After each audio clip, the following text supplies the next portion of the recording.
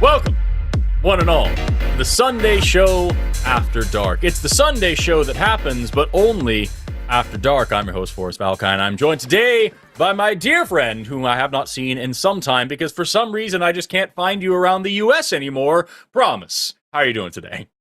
I'm great. I'm excited to hang out. I think it's been like a year since we did a show together, which is It's been a minute. wild. Yeah, I was But beginning to become hurt. Yes, same. I mean, Yeah. it was like we were kept away from doing an episode together. They can't handle Somehow. it. That's the problem. They know nobody's going to call because everybody's too scared to talk to both of us at the same time. So I mean, that's what's going on, right, Theus? Right? Is that what it is?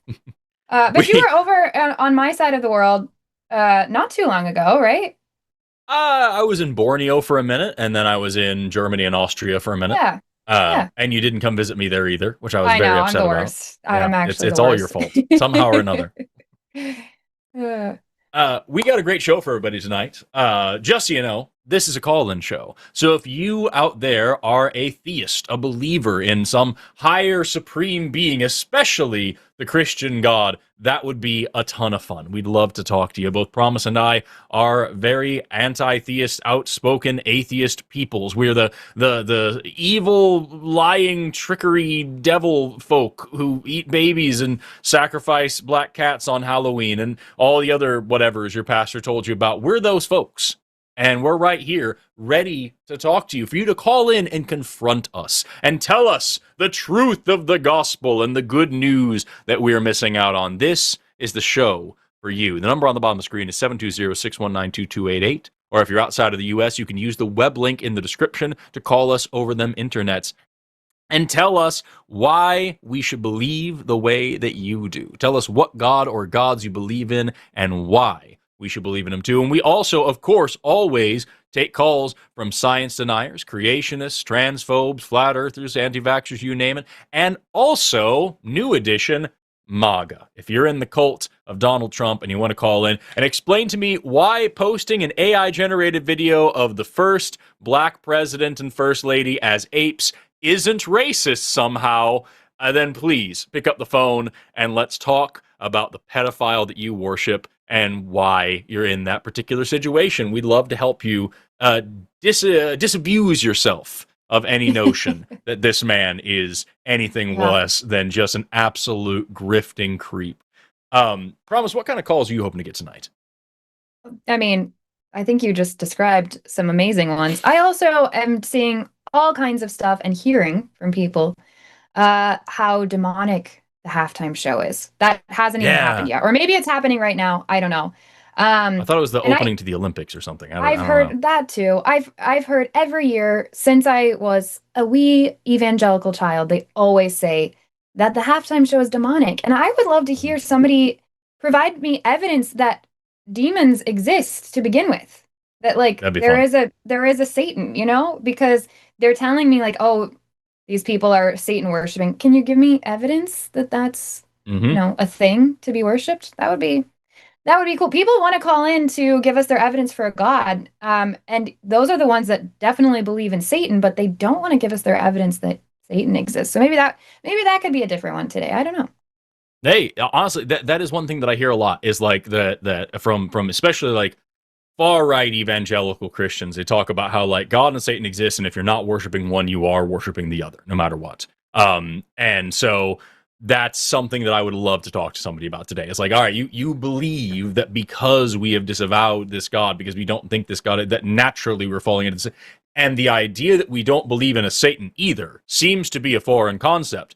So I'd love to dig into that and talk about how it's possible to simply not believe in these things. Not believe in any of it, yeah. And maybe there's a great reason out there. Maybe there's something really cool that we haven't talked about yet. I'm into it. let's talk. 720-619-2288. We already got a couple of calls in the queue going through the screening room right now.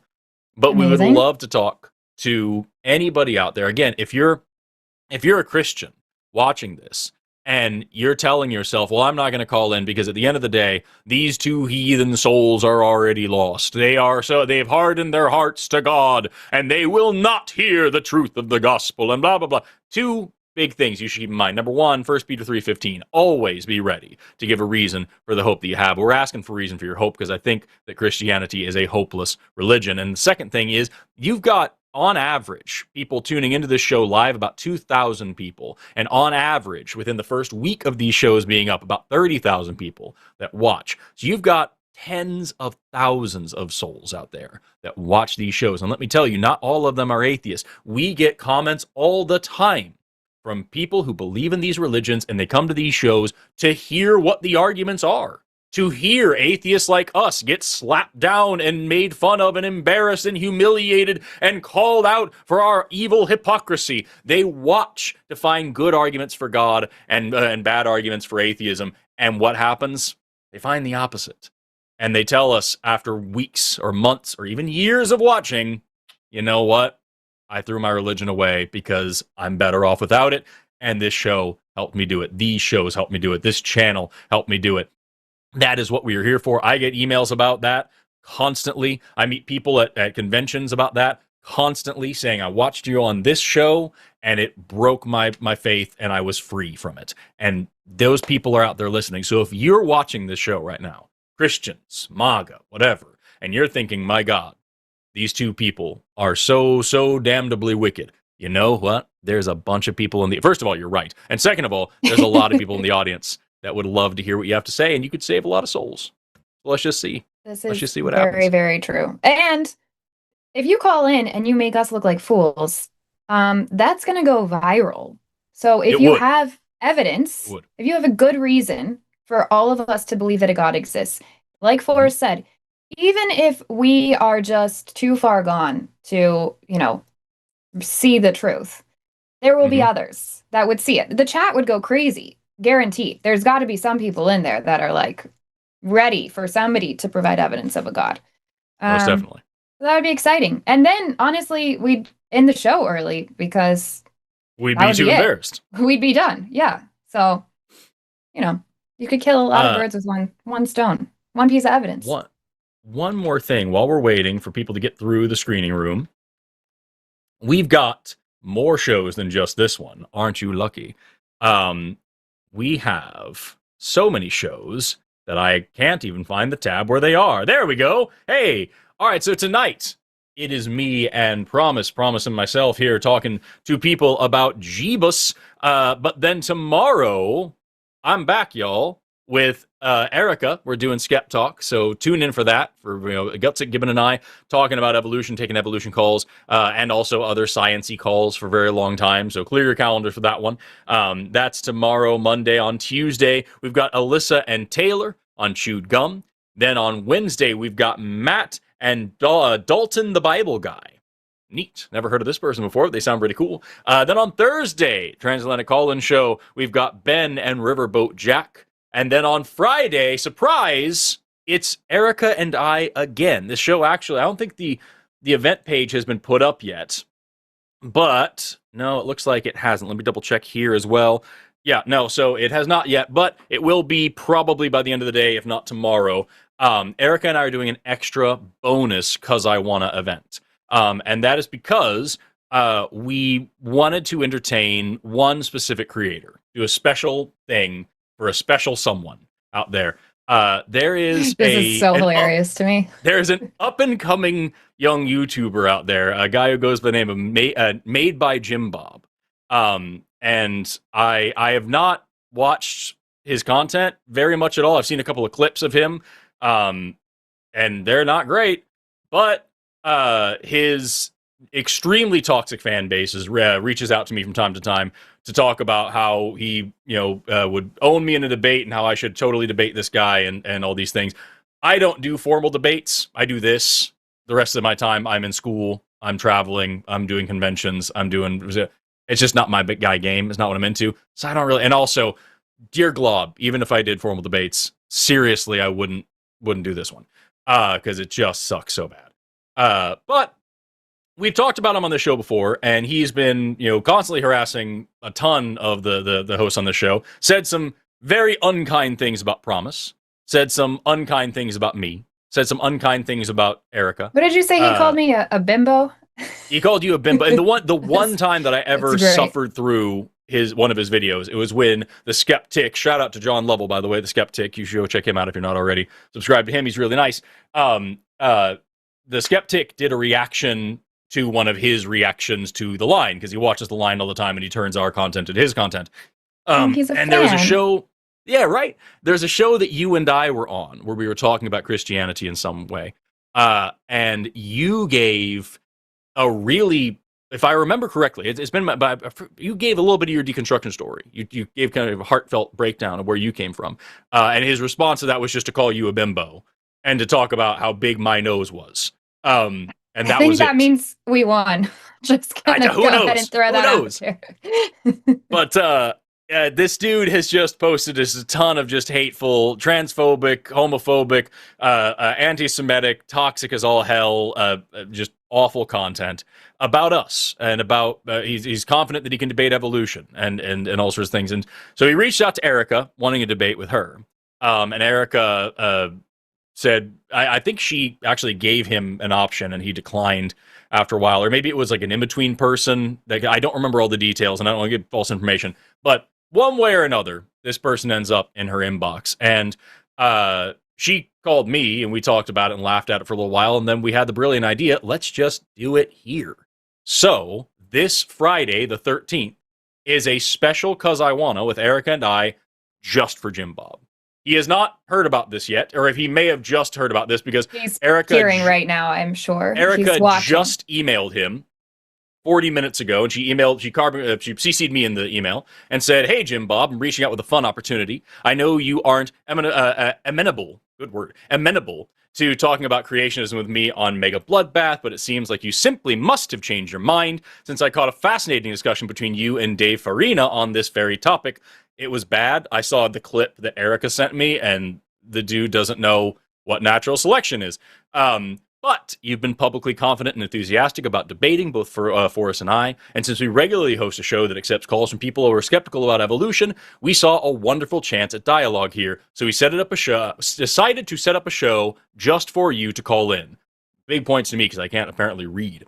There are a few rules for all of us, though. For Forrest and I, we cannot use the mute button nor tag team you. You will get a chance to chat with both of us separately while the other helps to moderate the discussion's trajectory. And for you, no slurs. That's it. I know this dampens your rhetorical style a bit, but if you want to chat, no more calling anyone the R slur or Jewish or anything like that.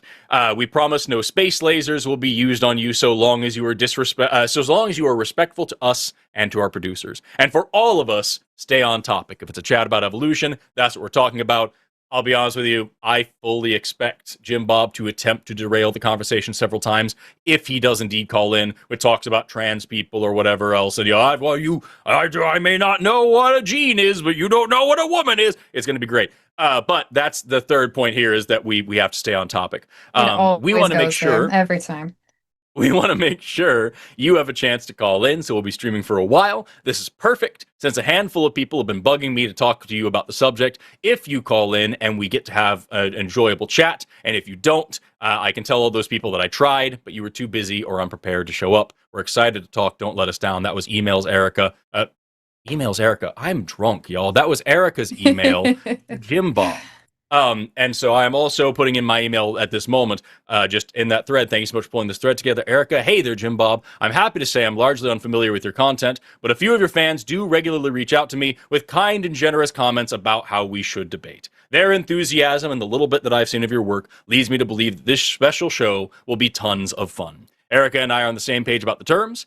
Although we rarely engage in such behaviors, muting and tag teaming are valid criticisms of shows like ours, so we agreed to take those off the table for your benefit. We hope that you will be able to do your part as well by simply avoiding the slurs that you usually use in place of good arguments. If I'm being extremely honest, I worry that you'll end up using them anyway in order to get hung up on and get out of the conversation. But I'm crossing my fingers that you'll be able to hold it together long enough for the stream to be productive. I sincerely hope that you find the time to call in. We usually stream for quite a while, so there'll be plenty of time for you to do so, and we'll be shouting you out quite a bit. Signed, Forrest. And I just emailed that literally just now. I just hit send. So, incredible. Jim Bob now knows about the stream, and again, we have about a week beforehand. Neither Erica nor I have the time or energy or desire to do long-term formal debates, especially not with somebody like this guy. But at the end of the day, it would be fun. And we get so many comments from this dude and from people like this dude and from people who enjoy this dude that we thought it would be nice to make a little spot here on our show, on our channel, to accommodate this person and allow him some time to talk about what he thinks evolution is. I already have several comments and questions that I would like to levy to him. I'm sure he has plenty for me and plenty for Erica as well. So Jim Bob, if you're watching, we really sincerely hope to talk to you Friday the 13th. I believe the stream starts at 6 p.m. Central Standard Time, which is the best standard time. So call in and we'll be waiting for you. With that, speaking of call in, we already have a couple of calls on the line right now. We have 2 people waiting and about 3 or 4 people that have not made it through the screening room, unfortunately. But hey, do you want to start? Do you want to pick whatever you think is the best one to start with? Let's see. My camera just freaked out, so I don't know if I'm super delayed now or if just my image is delayed. Just your image, but it is. Great. Everybody can hear me. That's perfect. Hopefully it freezes in a nice place. Yeah, we don't have Thea's colors yet, so I'm good with, if we want to just go down the line, that's fine with me.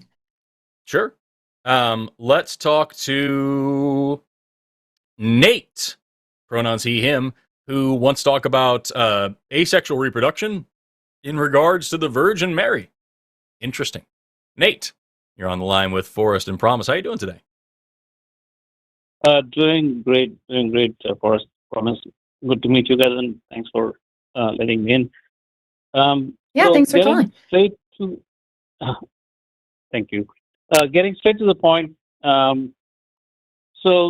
I'm not trained science-wise, so please bear with me, Forrest, especially you. You're an evolutionary biologist.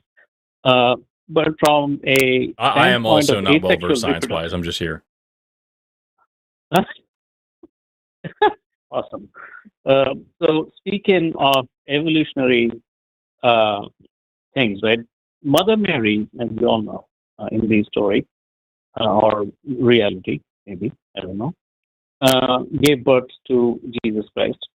And we know for a fact that today a lot of animals who are not too, let's say, far separated from us genetically, like Komodo dragons and species of bird and pythons and other great white sharks, etc. Mm-hmm. They all reproduce asexually, right, at certain points in time. And so my question really, Forrest, is twofold, right? One is it possible, I'm not saying likely, unlikely, right? Is it possible that a human being like Mother Mary was the only case of asexual reproduction in humankind? Is that possible? That's one question. And then the other point I had as a follow-up, right, would be if she indeed was one, then what I'm told or what I've read is that the babies in the progeny of asexual reproduction, right, they're all perfect clones of their mother, right? They're precise copies of their mother, which also tells me then that Jesus Christ probably, or not probably, if that's the case, then he's got to be female, right? He's got to be female. At least chromosomally. Yes, at least chromosomally, it has got to be female. And the sad part in that is we've all been taken for a ride for the past 2,000 years, right? In that he's male. That was my follow-up point. Or then Mother Mary had a beard, right? So it's one of these, so they have a look-alike. But I'd like for you to really help me with the first question. Is it possible that you could have one case an anomaly, where a human being reproduces asexually. So, there's a lot there. First of all, yeah, so parthenogenesis, asexual reproduction, is not something that we see in mammals. I don't think there are, just off the top of my head, any cases of that in mammals at all. And there's a couple of arguments for that. Some of them are a little bit above my pay grade, but like, it is something we see in reptiles and fish, and I think birds sometimes, like you said. So like, that's the thing that could happen. Is it possible that this happened one time in 2,000 years ago in Palestine, and this is what we're seeing now with Jesus? What isn't possible? Sure, and maybe that's the magic that God did when he had that whole thing happening. We have seen, Right. I believe, bone marrow. Nope, wait. Yes, I think it was bone marrow cells that were taken from female humans that were able to like reverse engineer them into sperm cells. And there's a way of doing that is also way above my pay grade. Where they undifferentiate these cells basically into new pseudo stem cells that they can then redifferentiate into whatever they want. So is it technically, theoretically, hypothetically possible? Maybe, in the same way that anything is. Is it reasonable at all? No, definitely not.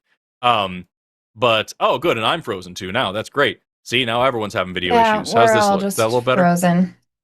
Great. I'm staying frozen for some reason. It's fine. You don't look sad at all. Great. Hey, you're moving now.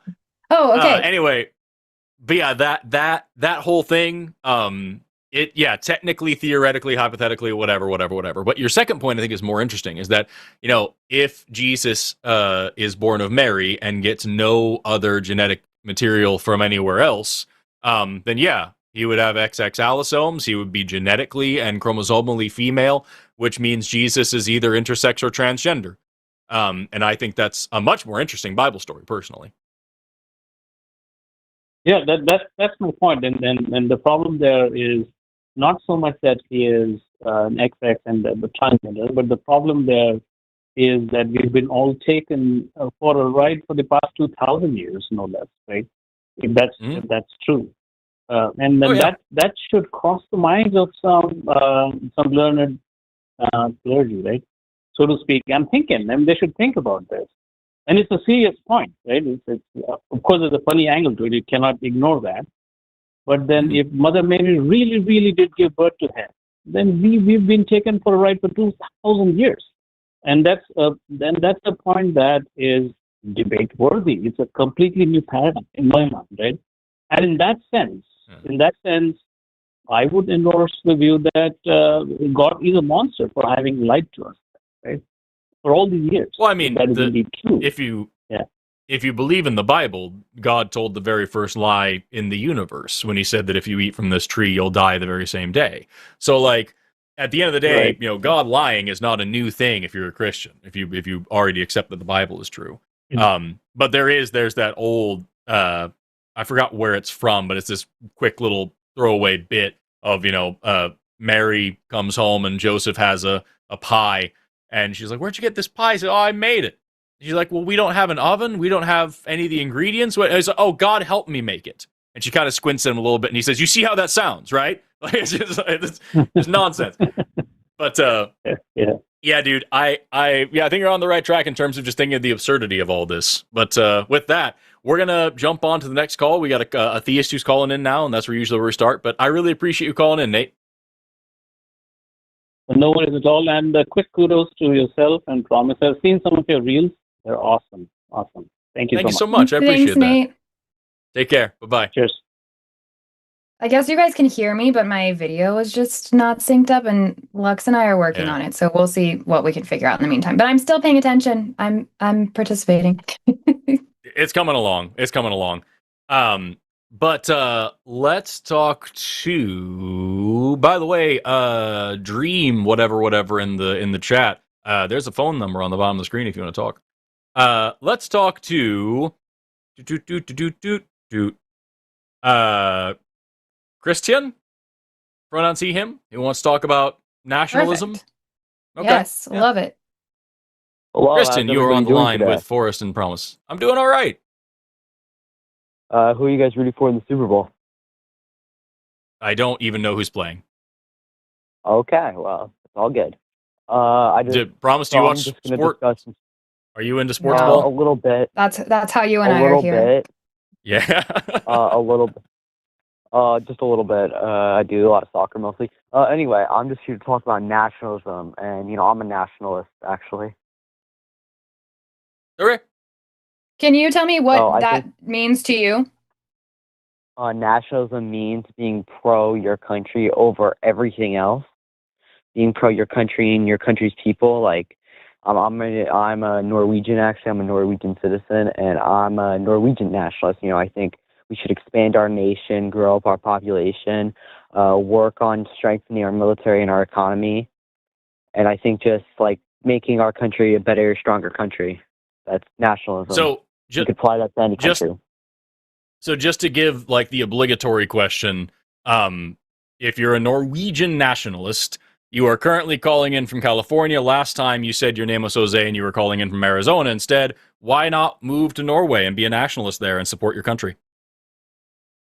I'm working on a citizenship status at the moment, and I don't know a Jose. You don't have to be a citizen to live somewhere. You can go emigrate there I and wanna then be a- work on your I citizenship want while to you're be a there. citizen. I want to be a citizen because I don't like Donald Trump. I hate everything he's doing. I mean, no argument And I from think- us. I'm just curious to know why not move there while you work on your citizenship and get to know the culture of that country and get to know how to live there and what living there is like before you make your entire identity about it. Norske. Ja, spraken norske. I Taliban or You- So I'm guessing this means I speak Norwegian. That's great. The question is, like, why not go and live there so you can actually learn what it is like to live there? I've lived there for multiple summers in the past as a child, and I'm working on citizenship right there. But I just can't live under Donald Trump with everything that's coming out about him. I didn't ask you to live under Donald Trump. effort. I asked you, why don't you move to Norway and live in Norway while applying for citizenship there? I just started the process of moving there. It's a big process to move from the United States to a different country across the ocean. I mean, sure. And That's all. A week ago. Promise just went through the process. But I'm just kidding. That was my whole question. Like, it wasn't like a gotcha or anything like that. I was just curious, if you're so super duper pro Norway, why are you in America? If you're already trying to move there, that's an answer. That's fine. That's all I wanted to know. Yeah, well, I'm already trying to move there. And, I'm Norway, they're my forefathers, my ancestors, and it's the land where my grandmother actually came from. And Norway has a policy where you can get citizenship through a family member. And my grandma's still a Norwegian national. That's great. I'm getting my You don't have to sell us. You don't have to sell us on Norway. Nobody here is like super like rah stupid. No, I'm just asking you why you didn't live there already, and you answered that question already. Follow-up question. I've been a minor previously. Follow-up question. My ancestry is from East Europe, so my father was from Austria, and my mother's side were from like just like around the Romania, Ukraine area. All I know is the Carpathians. Literally, our records just say the Carpathians at the end. So who knows what the fuck that means, right? And yet, I certainly don't feel any like yearning urge to support these countries. I did just go to Austria and I loved it and I wish I could live there. It was beautiful, but I don't support Austria above all else. So I'm curious to know, where does the nationalist line come in as opposed to just pride in your heritage or pride in your family or, desire to live in a better country? Those are all reasonable things, but taking that an extra step to say this one country above all else, that's a bit of a stretch for me. So, bridge that gap for me. Well, because, simply it's my forefathers, and I'm very proud of it. And I think Norway is a better country. They have one of the lowest mental health rates, very low crime rate. So it's proven we are a better country.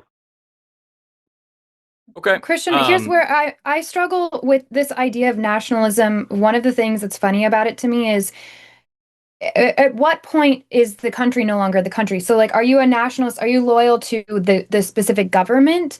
If the government changes, then are you no longer a nationalist? Are you a nationalist because of the food and culture? And if that changes over time, like then suddenly do you stop? Is it the land itself? What if the borders change? Like what is Norway even? To I me, want it's the kind of like borders to a change. god.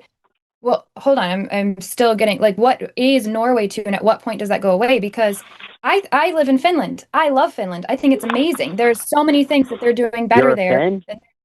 than they're doing in the US. And so, but Okay. I'm not a nationalist. So I'm just trying to understand why you have to go to the nationalist route, which, impedes on human rights instead of just like admiring the things that are Oh no. working about the country, but then leaving space for what if something changes? Would you still be a nationalist to Norway if they stopped doing those things that you just said, which I think are great things? Like if they stop helping people with mental health issues, if they stop some of their social programs, like would you no longer be a nationalist? Well, that's one of the social programs is one of the small reasons I support Norway. One of the big reasons is the people. They're my people, and I think my people, we should be a stronger nation than we already are, because we are a very strong, rich nation. I think we should build up our population and take land, which is necessary to continue the existence of the Norwegian people on this earth. So this is very quickly going from nationalist to like ethnocentrist. And I'm curious to know where the line is, because what Promise just brought in was, what if Norway changes hands? What if Norway's policies change? Like, why is there this blind love of this country? And then you took it like 20 steps further to talk about the advancement of the Norwegian people. And I'm just curious to know now, where are the borders of that? Like, if are we going back to a certain time period of Norwegian people? Are we talking? Is there no immigration or emigration allowed from the Norwegian people? Like, historically, our country was founded by Norwegians. Are you 100% Norwegian, Christian? That's not true. But also, are you 100% Norwegian? I'm not 100% Norwegian. I have 10% German. Then what are you doing? But, you can't be. Then what are you doing? My question for you is, if you're 100% anything, doesn't that mean you're inbred? And I'm not inbred, to my knowledge. Well, that's the thing. You don't have to be inbred in a country. See, that again. Here's the thing, dude. You are once again demonstrating that this isn't about a country at all. This is about a people group, and almost certainly about a race. Because you are not inbred if you are 100% in one country. This country, America, I can say I'm 100% American. There's a diversity of people who are Americans, and they all have different genetics, different backgrounds, different races, different characteristics. They're the Skraelings, the Native Americans, and America was actually discovered by my ancestors. It was discovered by Norwegians. Okay, it wasn't. No, it was not. Yes, it was was discovered. Leif Erikson. It was discovered. Yeah, Leif Erikson. What happened when Leif Erikson got here to America? Who was here? He found the Skraelings. Who was here? What people were here when Leif Erikson arrived here in America? Did I stutter? I said the Skraelings. I don't know that word. Native Americans. Hey, good for you. We call them Native Americans. That's what they are. It is a name that Norse Greenlanders used for the people they encountered in North America. Neat. I didn't know that. So what we're saying now is those people discovered this land and were living here when Leif Erikson also happened upon this land. He didn't discover it. It was already discovered. He came here and met humans who had been living here. Hey, wait, let me ask you a question. So what would you say, let's just say you land, I don't know, we haven't discovered a certain island on Earth yet. Let's just say you land on that island. Whoa, and there's people there, but let's just say you discovered it, because what would you say when you land somewhere that you have no knowledge of ever existing? What would you say? You can say that, I learned a new thing, and you could even maybe use the word discovered, but when you use it the way that you are using it, you're claiming that he was, the first human here, that, founded this land. Right. It wasn't Norwegian because Norway didn't even exist until also, like 120 years ago. Yeah, like Norway and just did to be exist. clear, We you're were absolutely founded right. in You're the absolutely 900s. right. We were But founded just by to be Harold clear, Hoffagra, Harold Fairhair in the 900s. So get your but just facts to be right. clear, Christian, you're missing the point entirely. He came here. You can say he discovered it because he was the first Norwegian. Fine, but that means that Christopher Columbus also discovered it because he was the first Italian here. Christopher Columbus was actually Barcelonan, but yeah, go on. He was Catalan. Okay, he was the first European. What do you want to do? Like, it's so stupid that you're getting hung up on the dumbest things. You're getting hung up on the stupid things. He was a different guy. Every person who comes here of a different country is now discovering America over and over. That's really fucking stupid. The knowledge became public under Leif Erikson in the Scandinavian world. It became public knowledge. It didn't. It didn't. It didn't. Otherwise, Christopher Columbus's whole expedition wouldn't have happened because they would have just known this place was here. Yeah, there it is. A troll. Just yelling. Yeah. They're always supremacists every time. But this is sad because this is an 18-year-old, so that's really sad. Like, it was very obvious. It was very obvious that he was a white supremacist the whole time because he was talking about how our people need to blah, blah, blah, blah, blah. But, like, I didn't want to just play into okay, so you're just a fucking racist piece of shit, fuck you. And I wanted to show the dude doesn't even have a fucking logical thread for his stupidity. You know what I'm saying? Like, he couldn't have even had the whole, like, pride in the blood because we discovered this. Okay, but there were already people here. Yeah, but we were the first of our people. Well, they were the first of their people. Yeah, but that doesn't count because they weren't. It's just inconsistent, illogical fucking stupidity. And it makes sense that he's a nationalist because nationalists are dumb as all fuck. Well, and so, like, it's... For being a nationalist, he knows nothing about Norway. Like, talking about somebody as a Norwegian, that's not did he say he'd been to Norway? Because there's no way he has. He said he's been there over a couple of summers. So there are I don't want to say it wrong, but I'm learning, and it's really cool to learn about the different people groups from these Nordic countries and specifically from up north. And there are people that have been there forever. And they're not calling themselves Norwegians. So even if he wants to go that route, like, he already has no idea what he's talking about. Wild. I think, that was sad. It reminds me of this quote that I took some time to look up while he was being dumb over from Arthur Schopenhauer, a German philosopher from, I believe, like the 1700s. When a man has nothing left to be proud of, he takes pride in his ethnicity. In cheap vanity, the last refugees of weakness are found. Having lost taste and achievement and character, the frightened soul seizes the tribe like a talisman. Identity becomes armor, and contempt for others becomes consolation. Pride that rests on accident, birth, color, song is not pride, but a poor substitute for worth. Men who cannot command themselves will command an imagined belonging. They will shout the name of their soil as if it were a deed. And this is the misery of the herd. And it goes on from there, but I love just that part of the quote. It is so fucking good because it really sums up just how fucking worthless this ideology is. This dude has nothing to be proud of in his life. He has done nothing. He's accomplished nothing. He's achieved nothing. He has nothing that he can boast about at all as his own worth or value as a person. And so, my parents and great-grandparents, I know somebody who was born here, and therefore, not even just them, their bloodline and skin color is what I am proud of, and what I will dedicate my life to upholding and enshrining and exalting. What a fucking weak little bitch do you have to have that be your identity? Absolute fucking cowardice. Shameful. Yeah, and whoever this kid is listening to that's got him going down this route, just so you know, in case this kid happens to listen to this, this person isn't helping you. Whatever sense of empowerment you're getting out of this is actually just dumbing you down as a person and taking away whatever things there are about you that you could be proud of, that you could find identity in, they could make you somebody worth something to society. And instead, this person, that whoever you're listening to, I have my guesses as to the different voices that you're hearing, they are convincing you that you actually are worthless. And that's how they're getting you to be proud of, like Forrest said, these things that are meaningless, that you had nothing to do with whatsoever. Nothing. Do better than that. You deserve better. The world deserves better.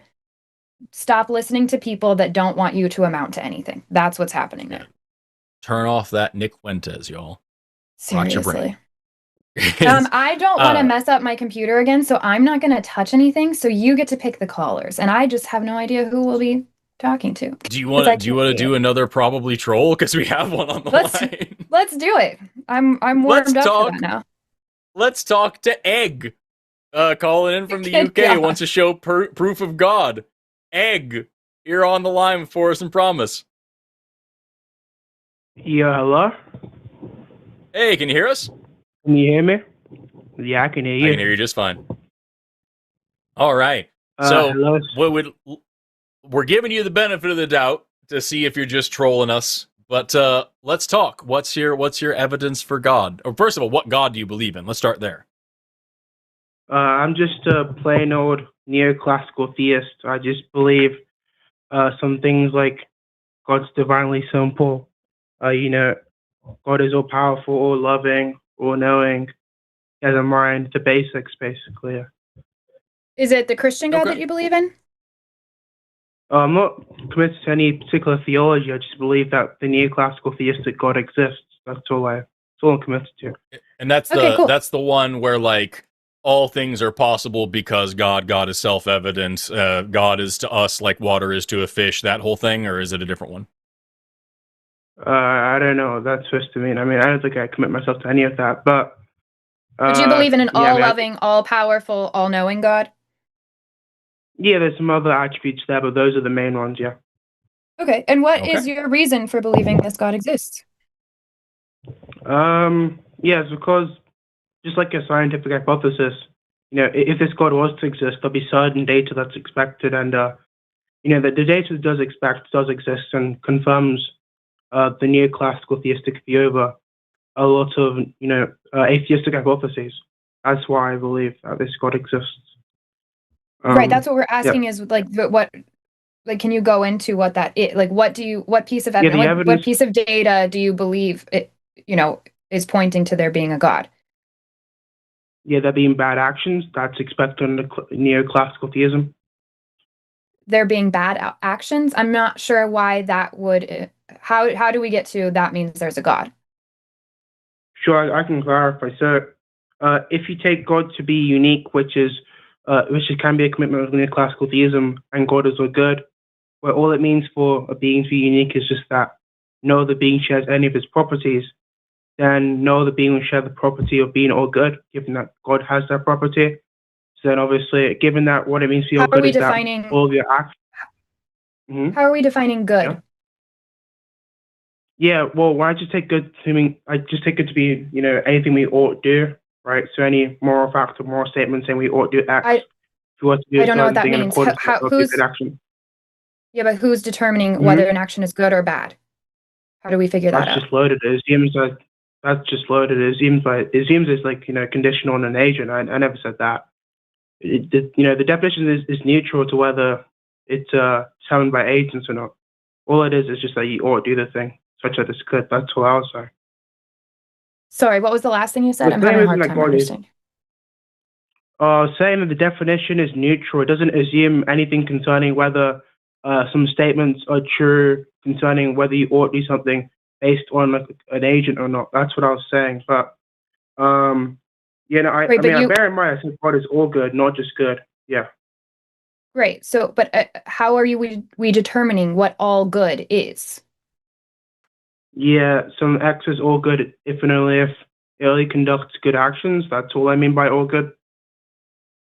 You're still not defining good. So, maybe I'm misunderstanding you. Yeah, Forrest, maybe you can help here. I think we might be talking past each other. I just want to try a slightly different angle on the same question.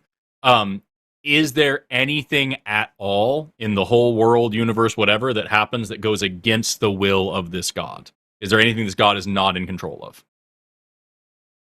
Well, those are two different questions. But to answer the first one, I don't think the God has these types of wills you're referring to. And for the second one, the things he's not in control of.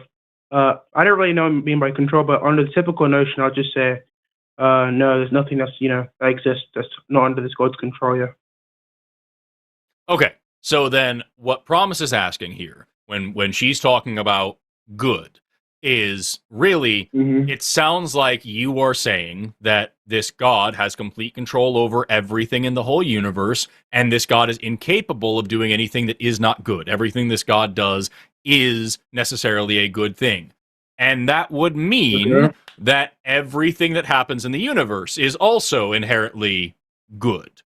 Does that make sense? Well, yeah, that'd be a non sequitur, but I understand the intuition, yeah.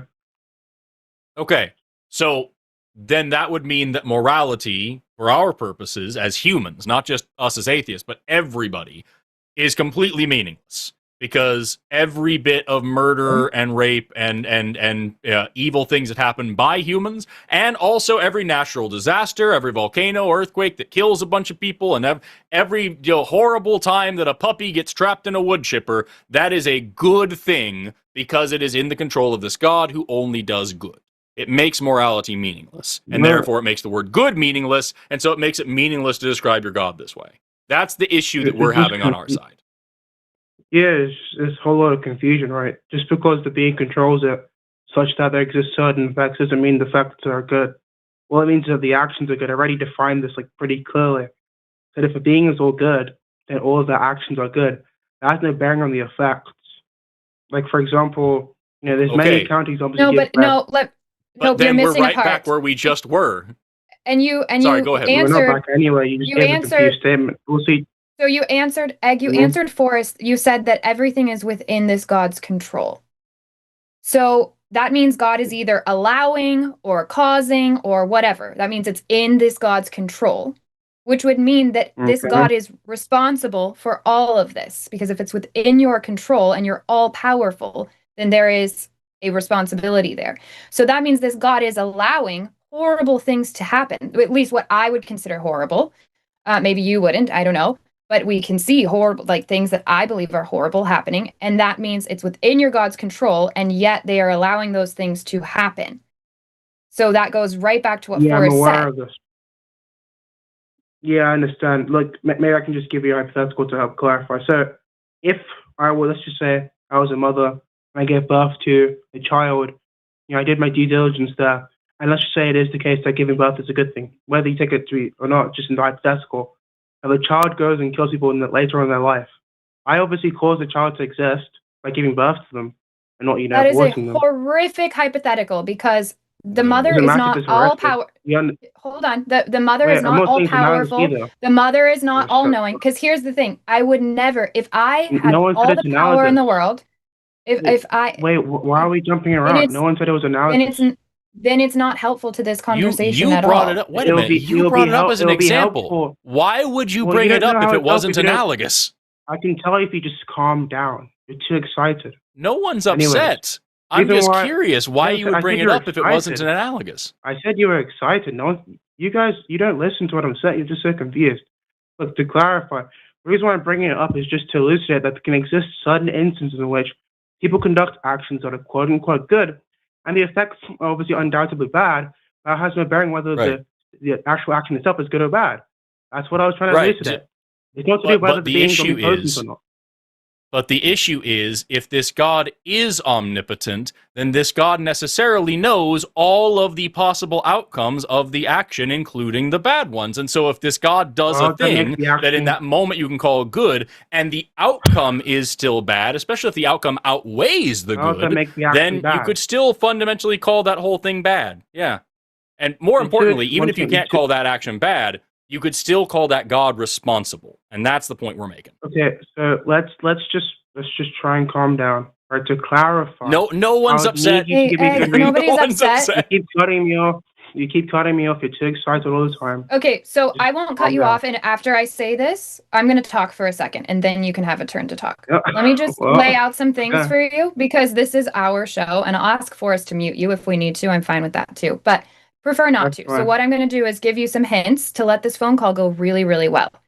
Forrest and I are responsible for making these phone calls digestible for everyone else to hear, which means that you don't get to be the host. We are. So we have to interrupt you. We have to interrupt almost everybody to get clear answers, because as soon as you start talking and talking and talking, you've already jumped onto another point, but we need clarification on the first point. We have to stop you. So we're going to keep doing that. You cut me off while I was And clarifying. actually, you cut me off. we're going to, That made it you're more cutting me ambiguous off for now. you. So I don't feel bad at all if that's Yeah, I even know. true. But we're trying to engage in a conversation with you honestly. We're asking you questions. That means we're engaged in the conversation. We can also end the conversation if you want, but I would like to continue it. I would like to let you go ahead and say whatever it is that you wanted to say next. But you need to know that we are going to interrupt people on this show to be able to help you answer stuff for us so that we don't then have to respond to you with 7 different questions. I'd rather just ask you one question at a time. It's easier for everybody. And if you continue to comment on what you are perceiving as our emotional state, that lets me know that you're not actually having an honest conversation with us and you're focused on other things instead of just like engaging honestly, which is what Forrest and I are trying to do. So I'll let you say whatever your point was now, and then I'm sure Forrest will have a good question for you next. Yeah, I'll just reiterate my point. What I was aiming to do is show why certain data is expected under classical theism such that it would be evidence. The point was that if classical theism states it exists a being that is unique and all good, and all it means to be unique is that no other being shares any of his properties, and what it means to be all good is that all of his actions are good actions, then if classical theism was true and there existed other agents like us, we would not have the property of being all good, such that we would enact at least one not good action. That's all I wanted to say. That was all. That was very uncontroversial. Just my curious, like the issue here, it sounds like you would agree with us then that morality is subjective, right? Yeah, sure. It doesn't really matter for the argument. But it does, because it doesn't get us away from where we started a minute ago, where if morality is subjective, meaning there is no objective standard, there is no, this great text, the thing that is definitive morality in the universe. It is always something that is open to interpretation, something that goes through people's consciousness. Even if we agree that, God is the arbiter of morality, God is still a subject. So it's always necessarily subjective. So the whole point that Promise was making earlier that we still haven't tackled here is, by what standard then are you judging? Because you have to be judging. What standard are you judging this God's actions as moral? When from our perspective, from your perspective, whatever, we can look at individual ones as sometimes moral, most of them are not. There's no way to get God out of the trap of responsibility that it's currently in. Like, how are we making this decision that what this God is doing and what this God is moral? Yeah, so I think a lot of theists, who you call Phobos, have already introduced this idea before. I'm just going to say it's analytically true, which is not to say that if a being was to exist like this, it would have to be God. No one's introducing into the world. No one's defining into existence. I'm saying that if a being called God, that's defined the way I've just defined it, was to exist, it would be all good by definition. Now, that's not to say once again that I'm defining into existence. Wait, hold on. If I define, okay, can I clarify, or do you want to clarify? You think that's not the case? No, go. If you think I've missed something, clarify it, because I think that's fundamentally wrong. It's just an assertion with nothing to back it. It's not an assertions are propositional. Definitions aren't propositional. This is the confusion. Look, I'm not saying it's the case that this being exists. I'm not even saying that. I'm saying I define the being. So just like you define a unicorn, it's a fictional character, has a certain horn, it looks like a horse, etc. No, that doesn't mean it exists. It's not even an assertion either. Same thing with the God here. We define the being as a certain set of properties. I'd say it exists, but if the thing was to have these properties, then it would be God by definition. Same for any other definition. So no defining the entire argument then here is, if I imagine a God that is all good, then that means that this imagined God would be all good. And sure, that's what I can imagine a God that's that's what you just said. Is that you're not saying this God does exist, but if the God that you're talking about exists and that God is all good, then it would be all good. And at the end of the day, what we're talking about here is reality. And in reality, any God that I is in charge understand. of this reality cannot possibly be all good. There is no way that a God that's even close to your definition could possibly be all good if this is the universe that it controls. And especially Okay. the way you have described it is not all good. You've used the words all good, but what you have described is not all good. Sure, I'll clarify that point as well. So, and coming from strawmanning you, the argument is just that if a god like that was to exist in the actual world and had control over everything such that its given actions were to entail the current state of affairs as an effect, with the current state of affairs has a lot of evil in it, a lot of suffering, etc., that would imply the action is bad. Once again, I don't think it's sensitive to whether God's omniscient or not. I don't think that whether the action is good or bad is dependent on the effect. I'm not a consequentialist. I'm a deontologist. So that's obviously just not going to help at all. So I do believe that it's the case that God's actions are good, not because of the consequence, but because of some other moral standard, quote unquote, that you guys seem to want to employ. That's why I think it's good, right? And it's just defined. So let's try to narrow that down. If I push a button and that button launches a nuke and murders tens of millions of people, can I say that all I did was push a button and that was inherently not evil, therefore what I did wasn't wrong? Would that make any sense?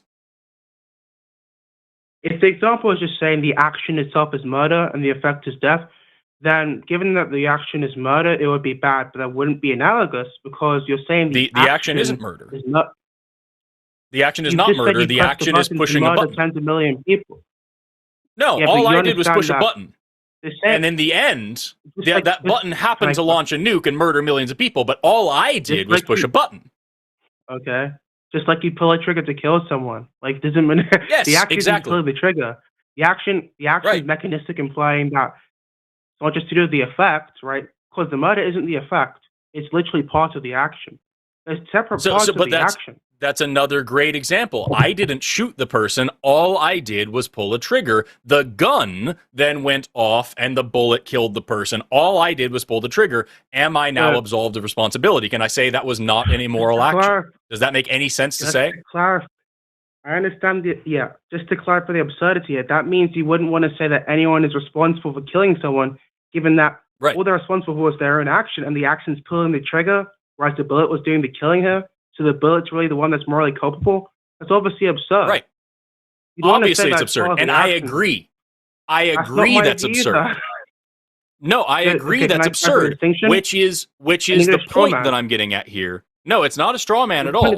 I agree that that's absurd because, I agree that's absurd, which is why it is equally absurd for you to say you're not a consequentialist, so it doesn't matter what the end result of God's actions are. What God does in the moment is good, and even if that leads to bad things, that doesn't matter. God knows everything, past, present, and future. God knows what the end results of every single action will be, so if this God does a thing, no matter how good it is, if it ends in a universe like this one, it is still an evil action. Okay, Can I give you an example? Doesn't matter what the God. Could I quickly respond to what he said, or please? Sorry. Yeah. So you just said, by the way, doesn't matter how good the action is. So we can assume that it's possible the action is good. It will still be bad because of the consequence. So it could be both good and bad. That's a nice contradiction, first of all. Secondly, I'll just clarify the mistake that you made. That's just elucidating. That's just exhibiting the problem of the claim. I literally just repeated back the thing that you said was absurd. Wait, that's not what I said that was absurd, though. That was a new claim you introduced, so that's just first tracking error anyways. But the issue you made, or the mistake you made here, is that there's two different instances going on. The first, concern was to do with consequentialism and deontology. The second concern was to do with whether you want to say that certain events are part of the action or part of the consequence. Those are two things that mixed up for some absurd reason. I've already clarified to you the absurdity of the second thing, which is you mixing up what's part of the effect and what's part of the action. You said to me that the mere action was pressing the button, but obviously the action is murder. The effect is death, but the action itself is murder. Just like if I was to pull a trigger and someone got killed, the consequence is someone dying, sure, but the action is literally murder. And you would probably say it's very intuitive. How many steps? How many steps? If I can, with one more second, promise. I'm so sorry. I have how many steps? Yeah. Yeah, I bet you do. How many steps in this Rube Goldberg machine have to be there. I push the button, which launches a smaller thing into this other thing, which knocks a pencil over, which fills a cup of water, which then rolls a ball, how many steps have to be involved for me to say the button it's not a moral problem? Because it sounds like you're getting hung up on, ultimately, you know what the button does, and ultimately, God knows what everything is. And then I promise I'll shut up and let Promise go, because it's so frustrating for you to deliberately miss the point here. So, Egg, there's a Super Bowl happening. No one missed. Oh, there's an American football game happening right now. If I know somehow prophetically who's going to win this game, did I choose the winner of the game? Did I create the outcome of the game? If I know it ahead of time? No. Right. Okay. What if I am the creator of not just the grass that's growing up under the players' feet? I'm also the one that decided how physics work and how when they run, like how a ball is going to go this way or that way. And not only that, but I also am the creator of each and every player. And I decided what kind of home they grow up in and what kind of food that they are fed and what kind of training they have access to because of where they were born and what kind of trauma they face that inspires them or what kind of traumas they didn't face that got them to where they're at. And I control every single little detail. And I write all the rules to the game and everything else.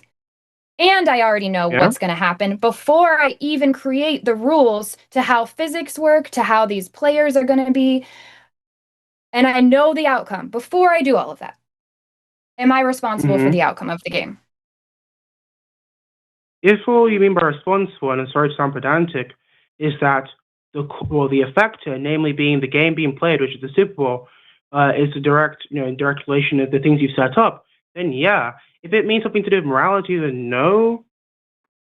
So the first option, yeah. Why is there an exception for your subject, but not like why are you able to see it when I take?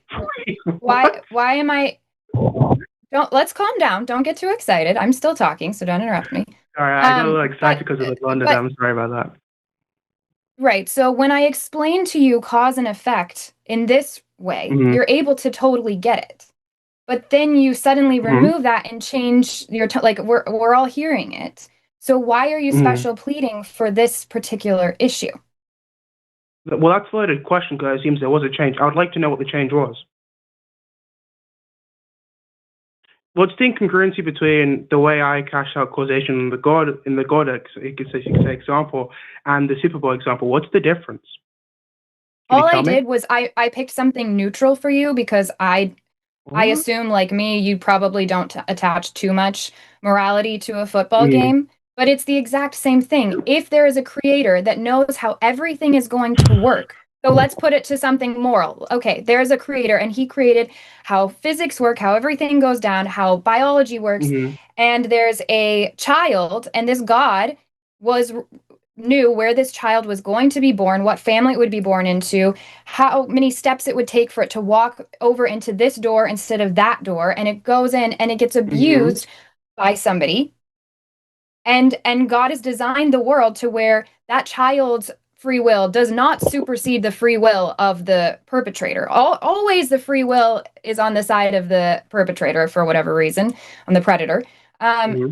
So that's the exact same thing as I'm describing in this football game. It's just that now there's a negative outcome that we can call morality if you want. We can say that that's an immoral act. I would say that's immoral. I don't know about you. But now suddenly you're saying that that isn't the same.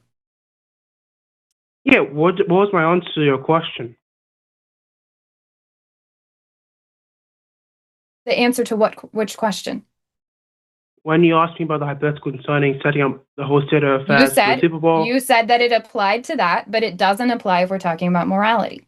I didn't say it applies to anything. I can say what I said again. What I said was that if all you mean by responsible here is that there exists a relation between the way you set up the state of affairs, namely the cause here, and the effect being the game being played, then yes, you'll be responsible under that definition. If responsibility smuggling... Not just responsible, Egg. Not just responsible. Divinely orchestrated, created, planned, destined. Like there was no other The question alternative. was your That's how it was going responsibility. to go. That's not just responsibility. I'm saying not only is it Mm. responsibility, it is commanded. It is forced. Mm. There is zero free will to that. As you were able Well, to I see think- when I gave you the example of a football game. How Why can I is see it when any you never different? even said any of his Why- words? These things are all added on. It's clear in the recording as well. These things were added on. The question was asking me, are you responsible? And you ended it there. And I don't think you're not bad. I don't think you're not good faith. I just think that maybe these things are smuggled in because they seem intuitive, but this was not part of the question. I'm not smuggling anything in, Egg. I'm saying I don't know not how to only, make it any more simple. Yeah, you try. The issue is No, with the it's- no, I simplicity. just- Maybe I should actually make it simple, Pete. Go ahead, yeah. She didn't add anything in besides like some synonyms here. Like she was elaborating, but like at the end of the day, the simple, easy question is that if promise if promise controls everything about the entire universe, front to back, start to finish, then ultimately she says, yeah, I know what's going to happen in this football game. She is also responsible for the football. She caused the football game to occur the way that it occurred. The end result of the football game falls on her shoulders. It is not an arbitrary random thing to her. Every bit of it is under her control and happened because she allowed it to happen and caused it to happen. And now we take that exact same thing and we just replace the word promise with God and replace the word football game with child abuse or any other thing. This God knows everything, commands everything, created everything, controls everything, which means every bad thing that happens is ultimately this God's responsibility and this God's fault. Okay. This is the issue, and I would really appreciate if you don't cut me off, and I'll be very quick. The issue here is just equivocation of responsibility then, which is why it's very, very precise what I was saying earlier. I would agree, once again, as anyone would, there would be a causal relation between setting up everything, right, and also the effect of those things being set up that way. And also, I should probably point out, the term control is, like, under a lot of stress here. It seems like the most operative word here. Maybe you should disambiguate that later on. But to clarify, I would agree there's a causal relation, obviously. What I'm not granting is that there exists some moral relation. I wouldn't say that because there exists some effect that you think is not good, that just implies that the action is good. I don't even think the effect could be good or bad. I don't think it can have these type of predicates anyways. Sorry, go ahead. But the issue with you saying that there's not a moral relation is that a minute ago, you just said, I have declared that God is all good, therefore in this situation, God must be all good. And all we were saying is like... What's the contradiction in those two statements? Sorry, I need to linearize this. What's the contradiction here? There isn't one, but it doesn't mean There's anything. No issue. In the same way that I can say, I define God as a cloud of farts, so in my definition, God is a cloud of farts, that doesn't mean that there is a sentient cloud of farts out here whipping up people and shit. Like, it doesn't mean anything in reality. That's the problem. Here. So, like, for your God, if we're talking about a God that actually exists, then it must exist here in this reality with us, among other things that actually resist. Which means this God, as the statement on the title of the show is, this God is a moral monster. There's no reason to say this God is anything but evil. Ed, you've got to stop interrupting him. If you want to say shit to us about interrupting, you're doing it so much while Forrest is trying to just finish his point. Let him finish his point. I understand, but there's too much confusion now. I have to clarify the confusion. Now you're into clarifying questions. I know you're confused. Do you think this God? Do you think this God actually exists in reality, Egg? Yeah, I do. We're going to get to that part, but you wouldn't let me. Okay. You want to speak on this part about evil, so then the questions that Promise and I are raising and the situations that we are levying against this God are valid. And just saying, well, I could define it as good doesn't mean anything. Yeah, so once again, I don't know even what it doesn't mean anything. You just, it seems like a lot of you guys on the line love to say it doesn't mean anything, just for anything, just to avoid any critique, because it's not a critique. It clearly has meaning. which is why you have a Do you want to contention talk with it. about the host on the show, or do you want to engage in the conversation at hand that we're let me- having let me right now? try- simultaneously. Let me try changing the way that I said that to satisfy Egg's exquisitely erudite tastes. Yes, it's not that it Amazing doesn't mean pointing as anything. well. Of course, I'm all of gonna those mute him. words. Of course, Egg, all of those words do have individual meanings and probably multiple definitions, and we have no time to disambiguate all of those different terms today. So let's simply say that that terminology of explaining that you could theoretically, hypothetically, in a situation such as this, explain that a God does exist that is completely absent of the morality of this universe and that every one of his actions are inherently good, that actually doesn't lend anything to the conversation. It doesn't help elucidate the situation of the reality that we are living in with this God. Like, fucking, honestly, dude, do you need a fucking flashlight or a crowbar to get out of your own ass? Like, what do we need to do to help you here?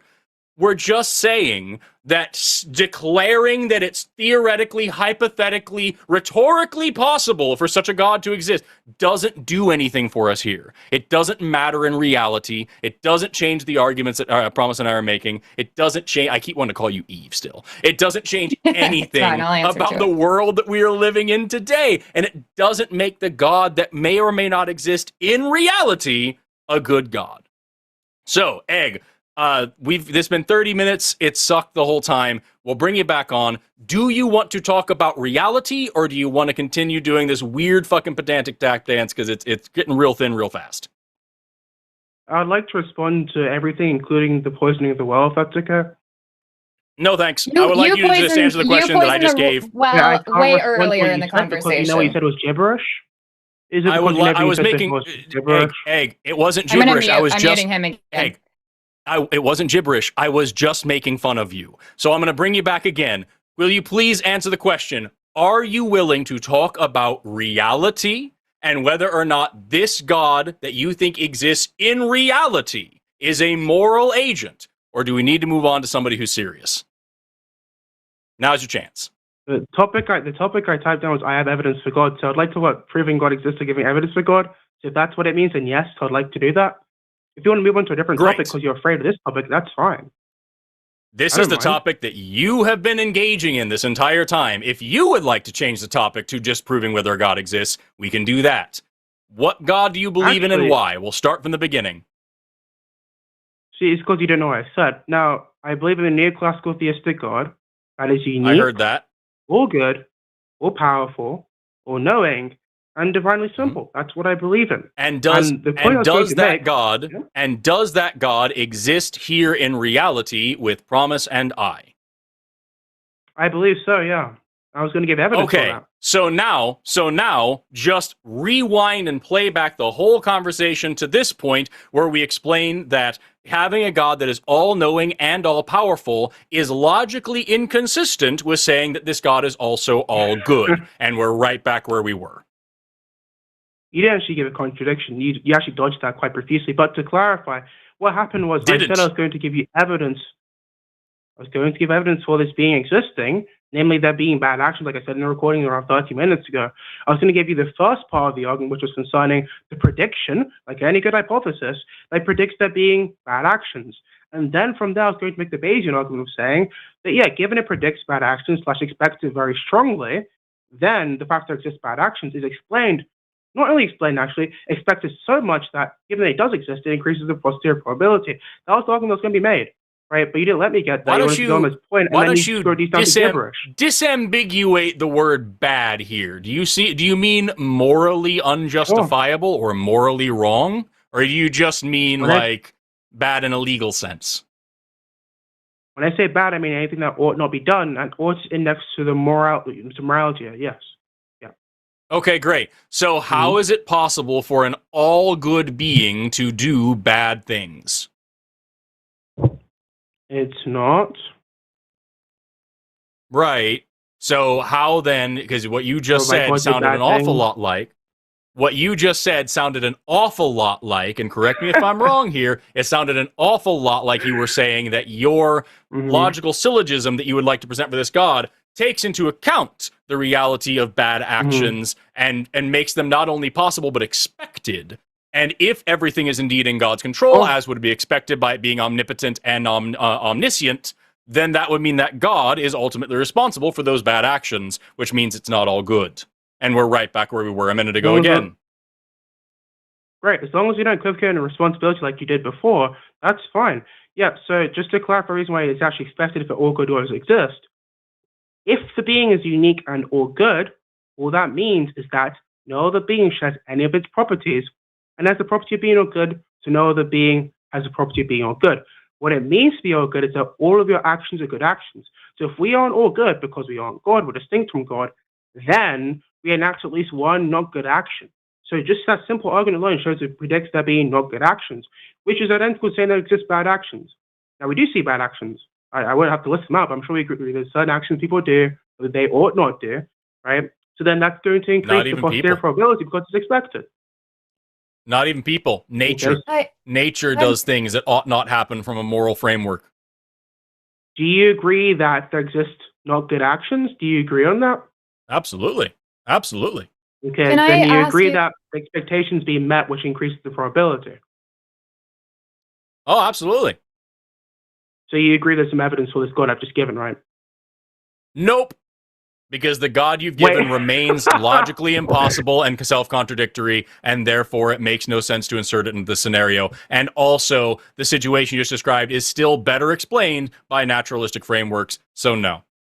Promise you had something else before we move on? Can I? I'll just ask real quick. You keep dodging. I want to respond to that point. Egg, I'm talking, or I can let you go. I'm talking, or I can let you go. I can't respond to his points? Nope. So my question for you is if yes, we're shaking in our boots right now. That's clearly what's happened, which is why we've kept you on despite the chat begging us to take you off for 30 minutes now. Anyways, so my question for you is if there is a child being abused in a room and there is anybody that is completely, perfectly capable of stopping this with zero negative consequences to stopping it, if they choose to not stop the abuse from occurring, in your mind, is that bad or good? I actually didn't understand. I didn't even hear what you said. Sorry, I was thinking about what he said earlier. I was trying to think about what he was saying so I could respond to after. Cool. I'm done. Wait, hold on. Wait. I have one quick question really quickly for Egg. Egg. Wait, so I can't respond to your prior statement because you're so afraid? Because you're no, hold on. You're running away, Egg, just really quick. I just have a quick question. What type of video games do you play? Can I respond to your what type of video games do you play? What type of video games do you play? Clearly the ones you like to run away from, because I want to actually respond to your prior statement. What type of video games do you play? What type of video games do you play? Even your atheist friends will see you running away. I want to respond to your prior point. Bro, you can't even answer a question. This is embarrassing for you, and I can't wait to clip this and go post it on my YouTube channel because this is hilarious. Seriously. The title is going to be "Guy accuses of dodging while he proceeds to dodge the entire time." Yeah, I'll respond. Hey, can you just give me a quick? There was no contradiction given. What type of? Like, I'm gonna put you on mute for a second because you literally can't control yourself. You're too excited. You need to calm down. Again, I'm asking. It doesn't even have to be video games, movies, other kind of media, toys, whatever thing. What is one thing that you enjoy engaging with, or actually, better yet, what's something you don't? What's something you don't enjoy engaging with? Something you find very, very boring. That would be because I was going to be my next question, but dear fuck, we're not going to get there. So, Egg, please tell me what is one thing you find incredibly boring. Yeah, as someone who's an atheist, I like engaging with incompetent atheists. That's why I like engaging with. Like yourself. What is something that you find incredibly boring in your day-to-day life? Movies, music, media, games, anything that you don't enjoy? Yeah, I find incompetent atheists being very, very competent boring. Yes, that's why I find boring. It's so fucking lazy. It's so fucking lazy.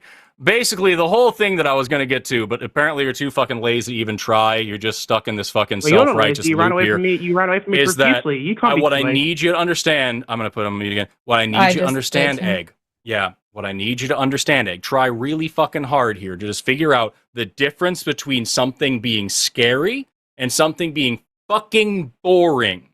That's all I was trying to get to. Seriously, it's just an easy hypothetical. I don't like fighting games. The ones you button mash, like Mortal Kombat, I find them incredibly boring. I never play them. So I'm not afraid of these games. I'm not terrified of them. I just think they're fucking lame and they're not for me. And I don't enjoy them. This is where we are with your call. You're fucking boring. Your arguments suck. They're contradictory and they're incredibly self-important. You're up your own ass so far that you think you're in first place because you circled all the way back around. It's fucking awful to listen to, and our audience has been begging us to drop this call this whole time, and we've been trying to do our best while you fucking, like, wave your ego around in place of an actual argument, and it just doesn't work. So please, go ask your God to explain the difference between scared and bored, and when you get that, you'll understand why we are moving on from this call. Jesus of Christ land, shut the fuck up, Egg. Also, I can't wait to go, like, clip that call, and I'm gonna put a count for every time he dodges one of our questions, which is what he accused us of. But every time you and I got to a real point, that's what he wouldn't answer. Mm-hmm. And of course, my big, like, kind of gotcha question at the end, he pretended to not hear suddenly. He had no idea what was said. And just refused to get... I think the problem is I really think Egg had a serious fucking script that he was trying to stick to. And well, that's every the time sad we went thing. off that It's like, do you really believe? Are you calling in because you wholeheartedly believe something and you're presenting like what I hope are good reasons because you believe it? Or do you believe and you know it's not for good reasons and so you're having to go with a script instead? Right. Because you don't think that the reasons that you are convinced of are good enough for your average person because they're probably not. And the best you can do is take somebody else's script, which was not working. No, I'm sorry. You can probably tell I was getting a little bit flushed in here. It is 80 degrees in this fucking room. I'm freezing. I'm like shivering cold right now. So send me some of your wish we fucking could Finland swap cold. places. Yeah, no, there's like a pocket. I keep looking like see if this thing's right. It's like a pocket of hot air on top of me right here. I just went and adjusted the thermostat. Keep going. By the by, also before we move on any further, the fucking idiot fascist Norwegian ethnocentrist piece of shit. A minute ago, he used a term that I'm not going to repeat. I didn't know what the word was, and he explained it as their word for Native Americans. It is not their word for Native Americans. It is a derogatory slur for Native Americans. It means like savage and barbarian and shit like that. It's a very old, outdated term that has been considered offensive for some time. I apologize for not. I've never heard that before in my life. So I'm sorry I didn't shut that shit down. I didn't know. But while we were on that other call, I did Google that word, and when I was on the call with him, I Googled it, and it came up. There's a Wikipedia page saying that this was a word used for the peoples they encountered in North America. And that's all I read. And there's nothing on the Wikipedia, I think, about it being a slur. But I did go ahead and just do my due diligence, and I Googled afterwards, is this word offensive? And yeah, it is. So, Edgelord continued to be edgy, breaking fucking news. And sorry we allowed that word on the show. Fuck that dude. What a fucking worm. I'm pretty sure he also screamed the N-word at the end, but he was screaming so much that it was like garbled. You couldn't really tell. And no one was surprised by that, honestly. No one is because, like I said at the beginning, the thin fucking veneer, the facade, the little veil of like, I'm just proud of my country, along with my people and shit. Fuck off, Nazi. And then also there was the whole thing about we should take other land and expand from here. That's just hilarious. That's just nationalism, right? Yeah, that's not benign, but it's not necessarily Nazi shit. Put it all together, it's Nazi shit. With that, let's talk to Cortez calling in as a spiritual. I talked to Cortez the other night, so yeah. Who wants to talk, and I swear to fuck, this is what it says on the screening. Sexism isn't always bad. Sometimes being sexist recognizes people's strength in society. Neat. Cortez, you're on the line with Forrest and probably mostly Promise. How are you doing today? I'm all right. I just came home from work. Right on. Right on. Oddly enough, me too, only my work is sitting right here, so like... I had to go in at 2, get out at 8. So. Right on.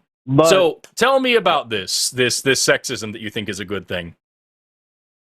I think that sexism sometimes be used as an ugly word, but I'm not saying that some people don't act sexist and bigoted and an asshole in certain ways. I'm not saying that. What I'm saying is that the reason why sexism came about was because good men watched out for their children, watched out for their community, recognized who was weaker than them, protected them, and pretty much used it Protected them as from an who? easy label. That is From always the other question. men Protected and the violence and right. stuff like Cool. that. Okay. Yep. Yeah, got it. Yep. Yeah, So in that regard, but who should we be sexist against then if we're going with that kind of argument? I mean, men are sometimes sexist towards females. Also, Uh, I'm some concerned that you females, think no hold on. less. towards Yeah, I males. remember Cortez now. Suddenly I'm remembering all of this. Cortez, let's pause for a second. I'm going to teach you something. When you say men and then you say females, you're not making any sense because I think you're talking about humans and therefore you should just say men and women. Or if you want to say male and females, and then we can determine if you're talking about some other, if you're talking about like maybe whales or you're talking about lizards.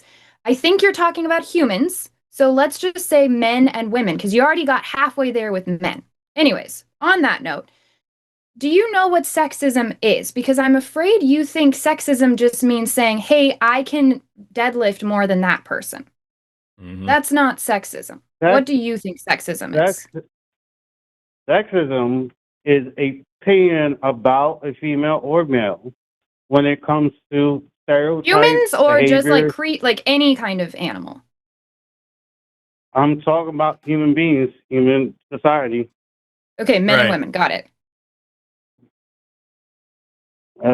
But non-binary that's how folk. I understand the word.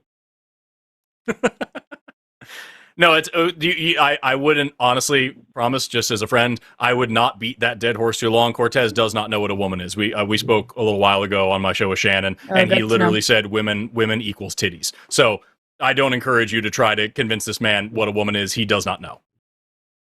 A woman is a physical human Yeah, being that's different from me. Yeah, I'm that is male, what's that funny is that biologically is different from actually me. very similar to what you said last time, and we spent 20 minutes explaining that lots of people are different than you, Cortez, and you didn't know what any of those words meant, and also you didn't know that lactation was a thing that men can do. It was great. It was a whole fun time. Everybody should go watch my last show with Shannon. It was a riot. Cortez, you sound slightly more sober than you did that time, not by much, but I'd like you to now try to focus on what Promise was actually asking you. What is sexism in your opinion? What does it actually mean?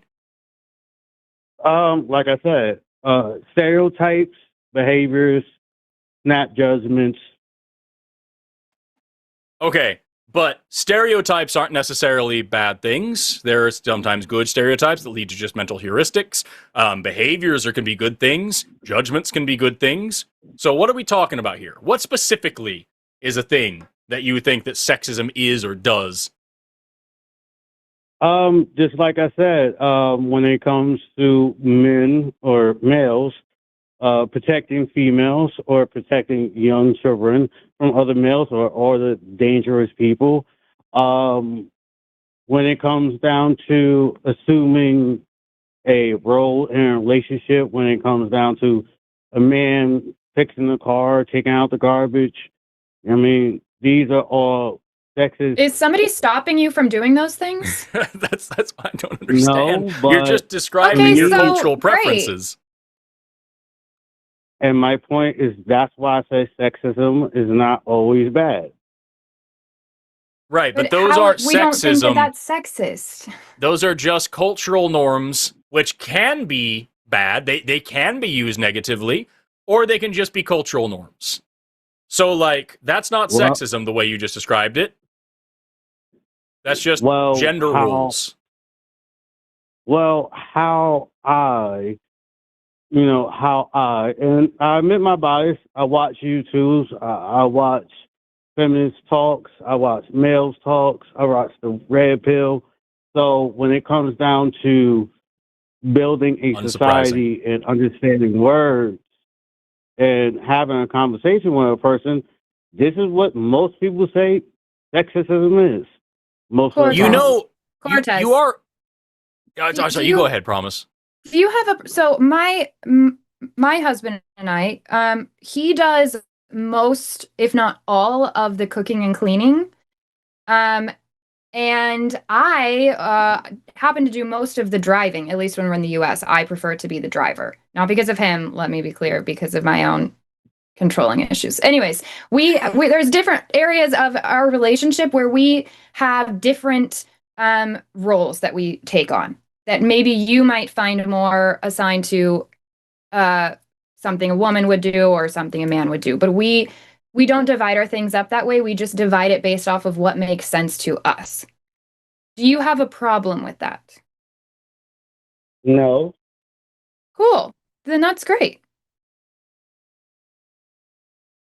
My talking point is talking about people that do have a problem with that when they want to open up the roles and everything like that. And I'm saying, like, okay, this is a guideline, or this is something a male should do in a relationship, and then they turn around and say I'm sexist.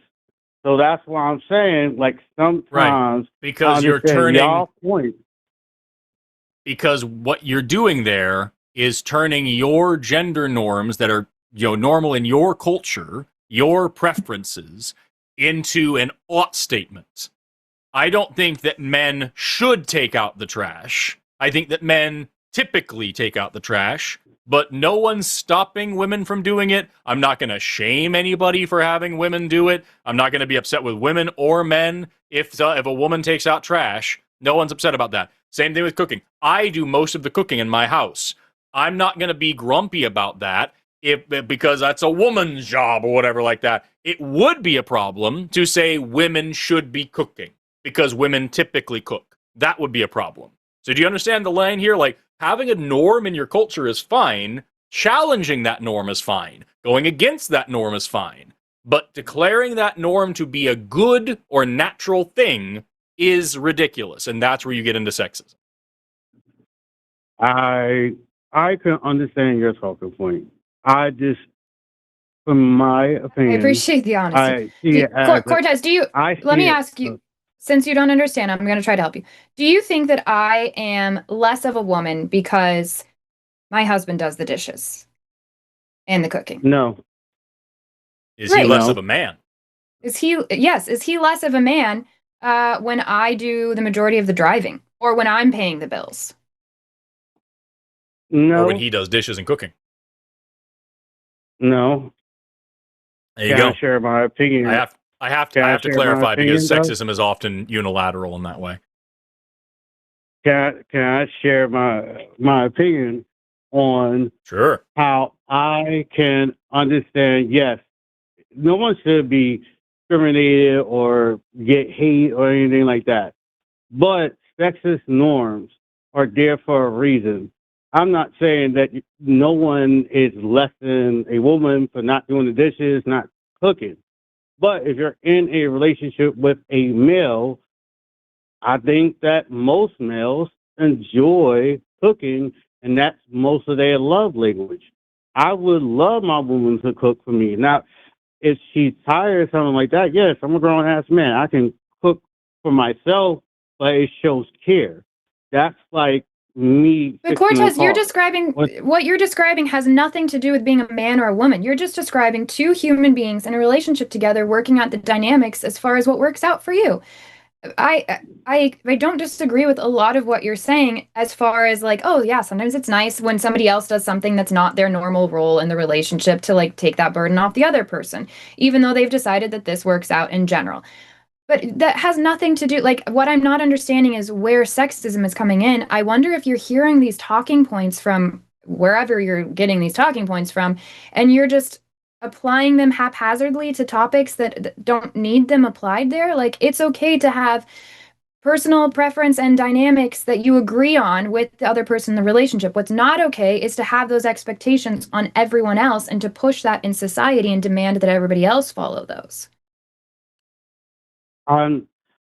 Okay, I get that. But it is wrong for me as a men's advocate to talk about males in society and talk about how they like certain things, just like females talk about their social reality in society and talk about how they like the other person to be in a relationship. You just keep describing culture over and over. Like you said a minute ago that there's a reason for these sexist stereotypes and lines. What is the reason? What's the good reason to say women ought to do these things and men ought to do and like those things? What's the reason that boys shouldn't play with Barbie dolls and girls shouldn't play with monster trucks? What's the reason behind that? When it comes to toys and kids just exploring, I really don't have an opinion on that topic. If a kid want to play with a certain toy, go ahead. Even if a kid want to wear a dress, go ahead. Do you? But to get back, let's say adults then. Let's say that I want to wear a frilly pink getup with a lot of makeup on my face and high heels.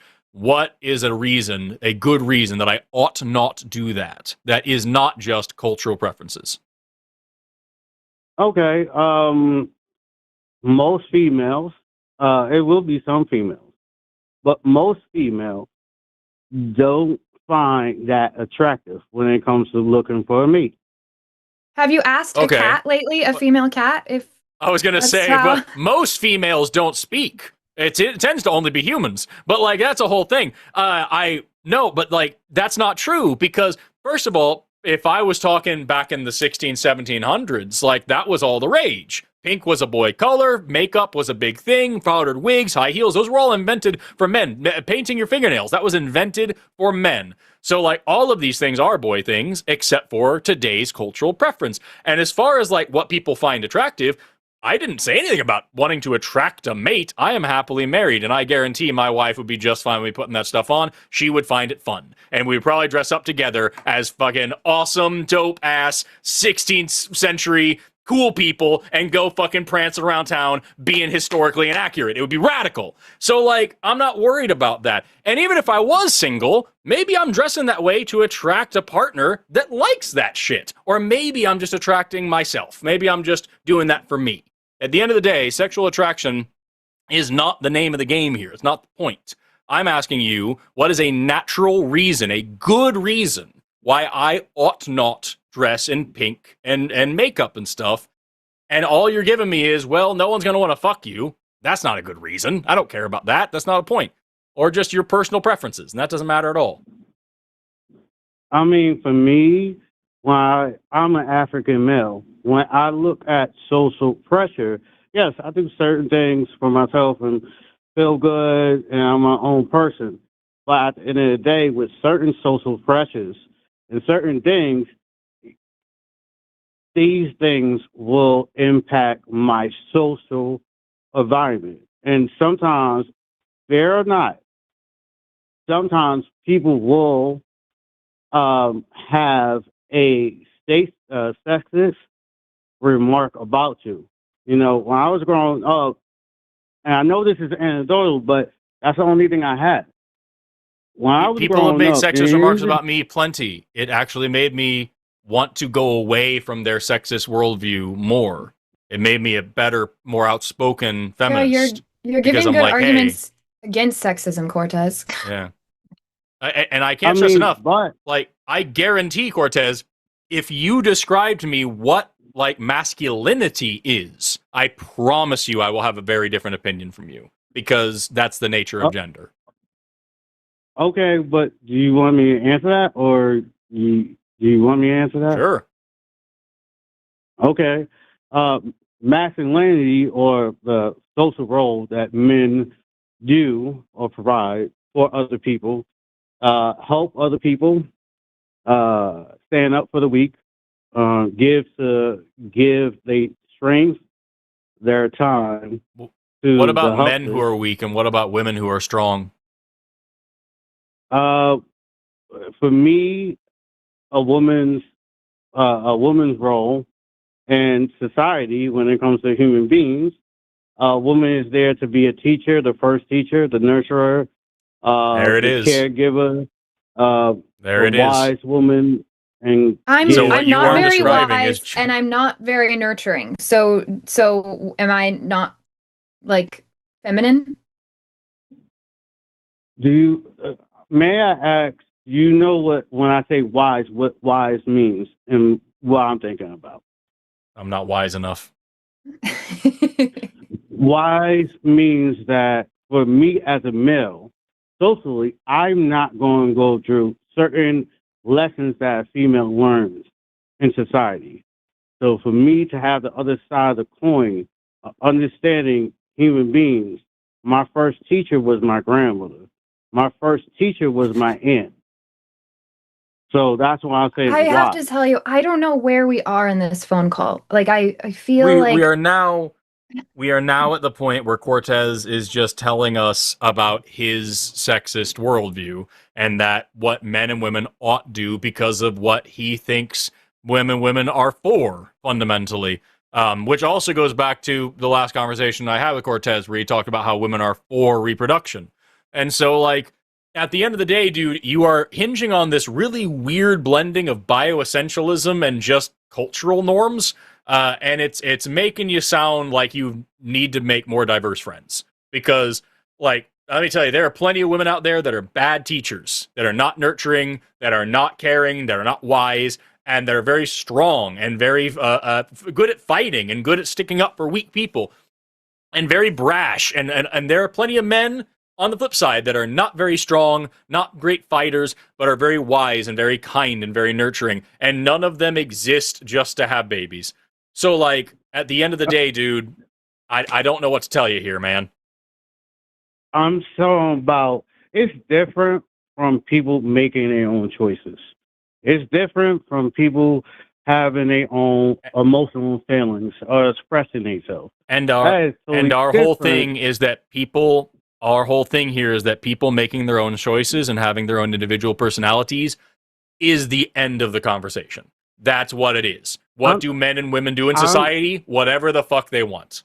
There is no ought role here. I disagree with you. I know. I have a biological body. But you've yet to give me a But good why? reason to disagree with me. Why? Because that's how, and I apologize for yelling a little bit.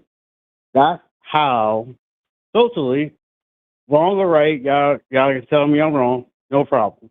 Wrong or right, that's how I learned the social game that I have rolled in by being around other human beings. And we're just right back to... Do you know what the word ethnocentrism means, Cortez? I heard it, but I never really dived into it. It basically just means you are convinced that your culture, your worldview, your way of living is the correct way and the best way to be a human being. That's the long and short of it. And it's what we talked about with that fucking Nazi a little while ago. And that's what you have here. You're talking about... You literally just said that you think this is what humans are predestined, what they should be doing, because it's the way that you were raised and the way you see the world. And I'm here to tell you that's not always the case. Matriarchal societies exist, societies where women lead, and they're just as valid as yours. I didn't say that. And to your other claim about female leading a tribal culture, yes, it has in Ireland and stuff, but it didn't last long. Haven't all wars and conflicts and major situations that you can think of? Can you think of a single like major serious war that was started by women? Now off the top of my head, me neither, bruh. So like, yeah. All these long-lasting empires ruled by men. I wonder who set them up and established them and maintained them largely through violence. And now we have this world where you, as a men's rights activist, as you mentioned earlier on, probably talk about the mental health crisis and the loneliness epidemic and all these other things in this society established and maintained by men. So yeah, you point to some places and you're like, oh, I don't know which one. This didn't last very long, whatever. Maybe give it a shot. maybe give it a try. Because, like, let me tell you, I have been led by a lot of women in my life, and very rarely has it been a major issue. You know what I mean? I get what you're saying. I've been led by females too. I had good females and bad. But when it comes down to nation building, Emails. it's a different thing. Explain how. What specifically biologically makes a woman incapable or less suited for nation building? Nation building. I have a speech impairment. I apologize. When it comes to that program or that structure, it's a very hard, dominated place where sometimes you gotta attach your feelings and you gotta look at the facts. You gotta strategize. That's why sometimes, not all the time. Go That watch is an everybody that's female watching cannot- football right now and tell me I who's was giving gonna the say- emotional reaction. I was going to say it is extremely funny, Cortez, for you to talk about like how you got to get out of your feelings and focus on facts and reality, considering the last call that we had together where you were just violently anti-science if it didn't fit your personal worldview. At the end of the day, I dude, still disagree with you. yeah, I know, because you haven't read a fucking biology textbook. I get it. The thing is, dude, in reality, where Promise and I live, men and women have emotions. Men and women have logic. Men and women have the capability to get outside of their feelings and all these things. Some of the best leaders that I know, some of the best scientists that I know, some of the best thinkers that I know are women. And I know a lot of emotional men who don't know how to do any kind of world building, nation building, anything like that. You're just speaking in stereotypes to try to defend sexism while engaging in the kind of harmful sexism that you were trying to defend against. Look, I'm just saying, yes, it is some females out there that's good leaders and stuff like that. It's funny every time. Yeah, it's funny every time. And some males are like what you said.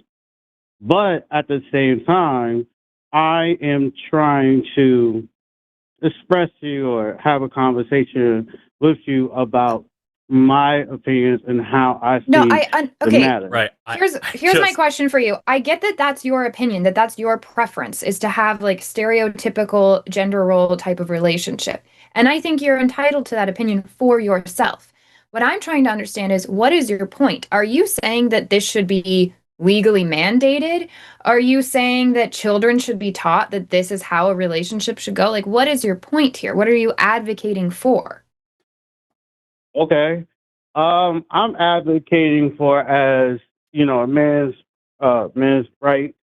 I'm advocating for teaching young men about their value, about their emotions, but I think it's great for humans.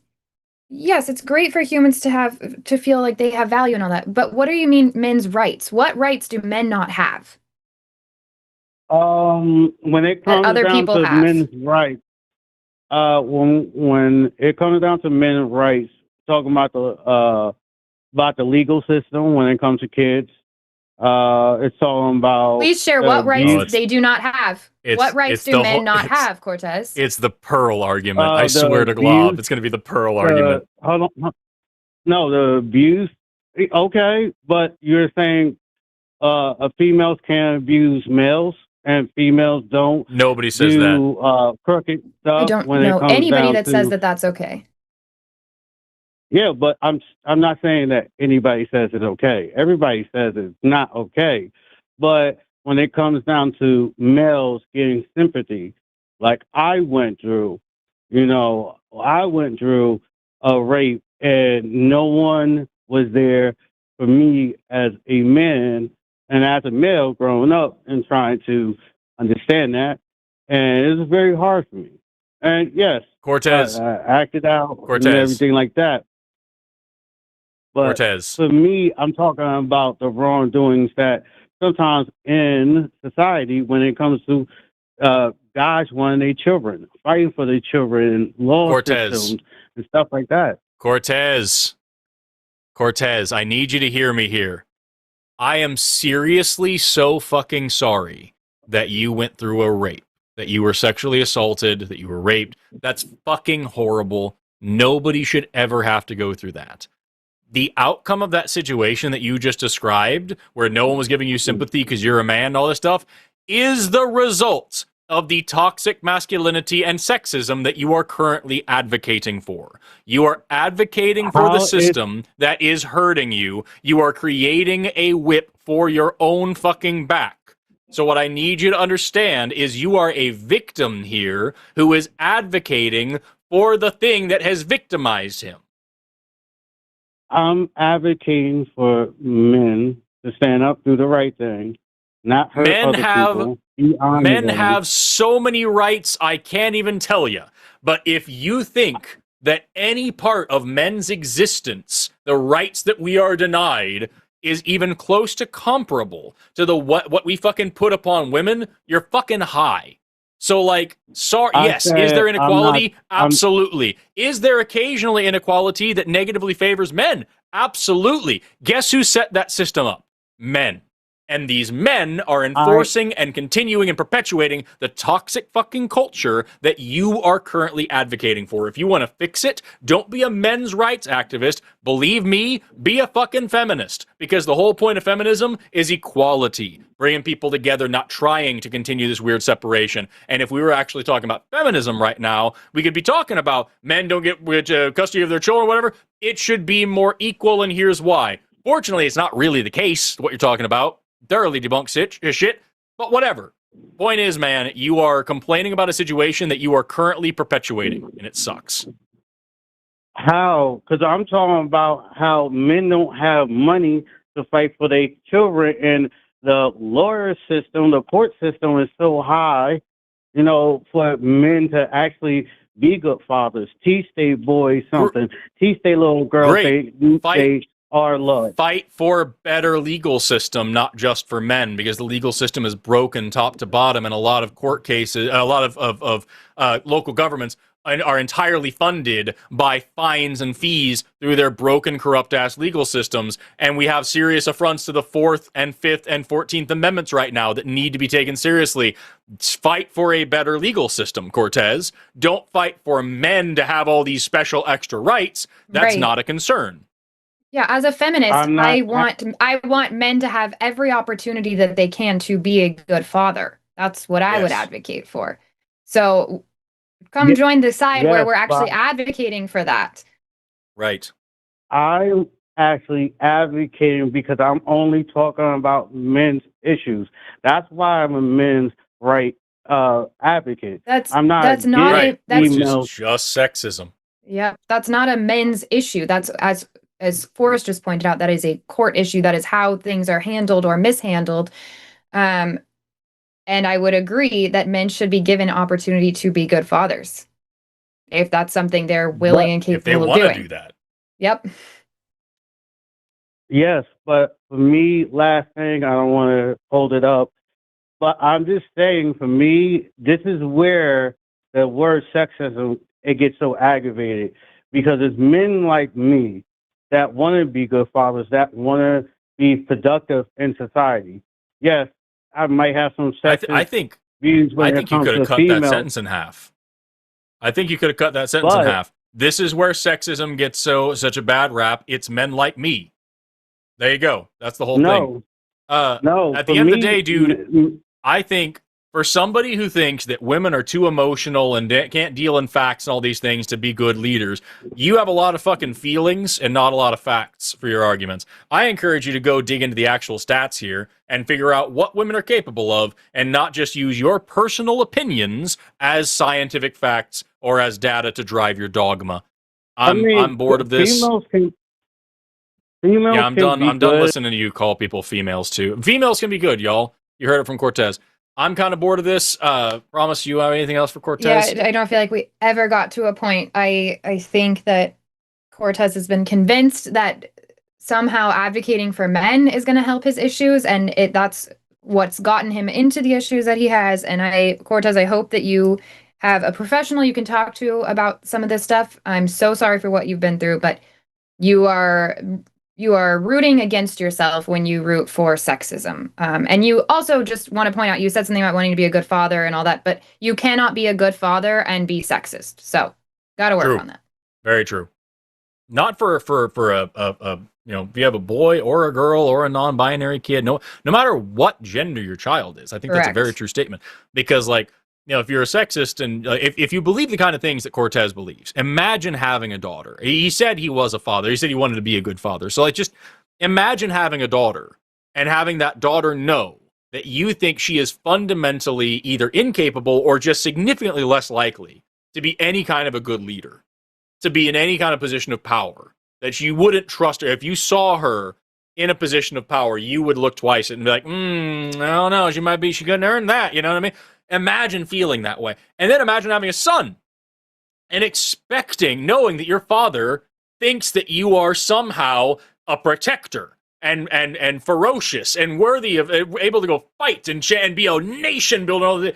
And maybe you don't want to be that. And then you're going to pass that along. The thing we talk about is toxic masculinity. The people who are hurt first by toxic masculinity are boys. Little boys get hurt by toxic masculinity. It destroys their emotional regulation. It destroys their empathy. It destroys their ability to rationalize reality. It destroys their ability to see themselves as functional members of society. Drug abuse, alcohol abuse, smoking, unnecessarily risky behavior, massive disparity for young boys versus young girls. Where these guys want to go out and do this dangerous, stupid shit to prove how big and tough and strong they are. I guarantee I'm an example of that. Jesus Christ, the fucking times I went car surfing as a teenager, because that's just a thing that I thought was a thing to do, wouldn't have done that if it was just, oh my God, dude. And then those hurt boys go out and what do? They hurt women. Because they think they can. Because they think that they are supposed to be in power. And because sexual assault, rape, is never about sexual gratification. It's about what? It's about power. It's about control. It's about power dynamic.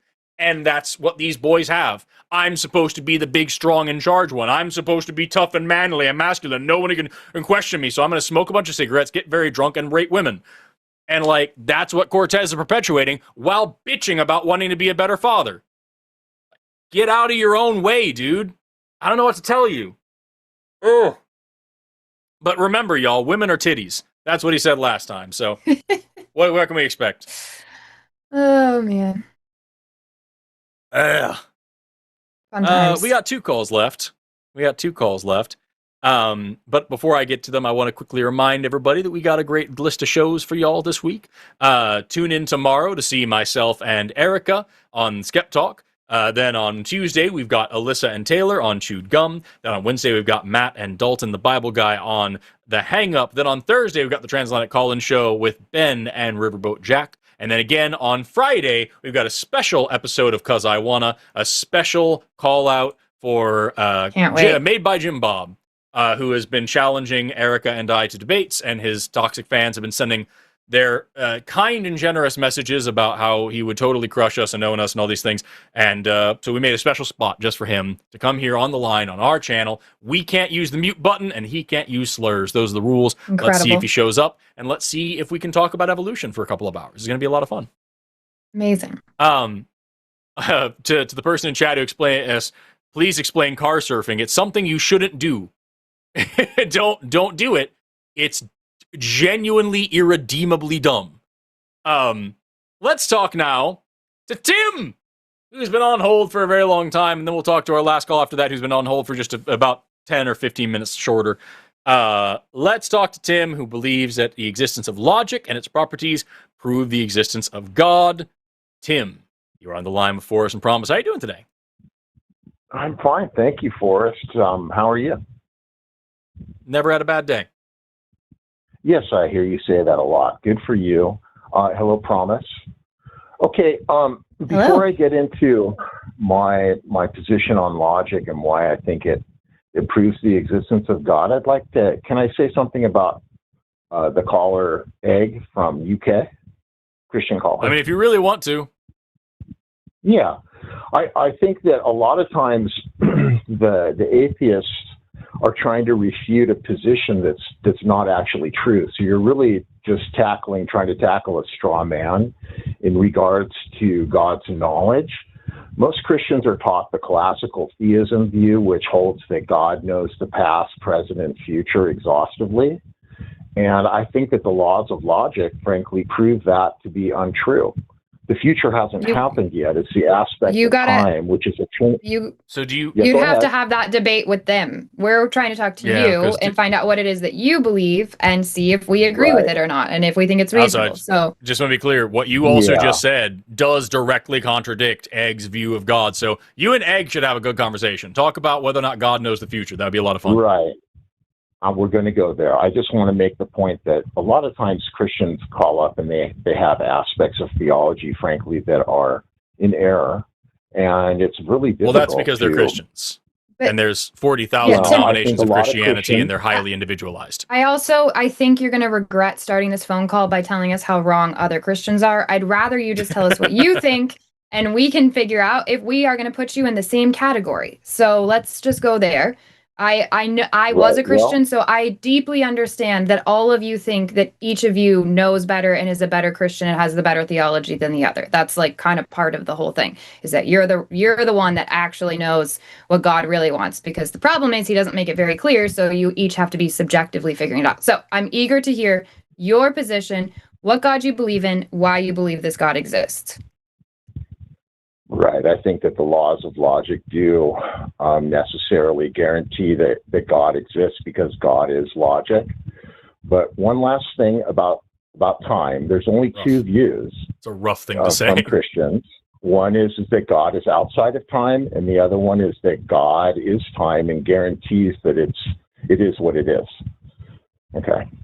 Okay, so the laws of logic, in my opinion, you said, I'm sorry, could you please repeat that last sentence? I'm sorry, I don't think I understood that. Could you say that again, please? Sure.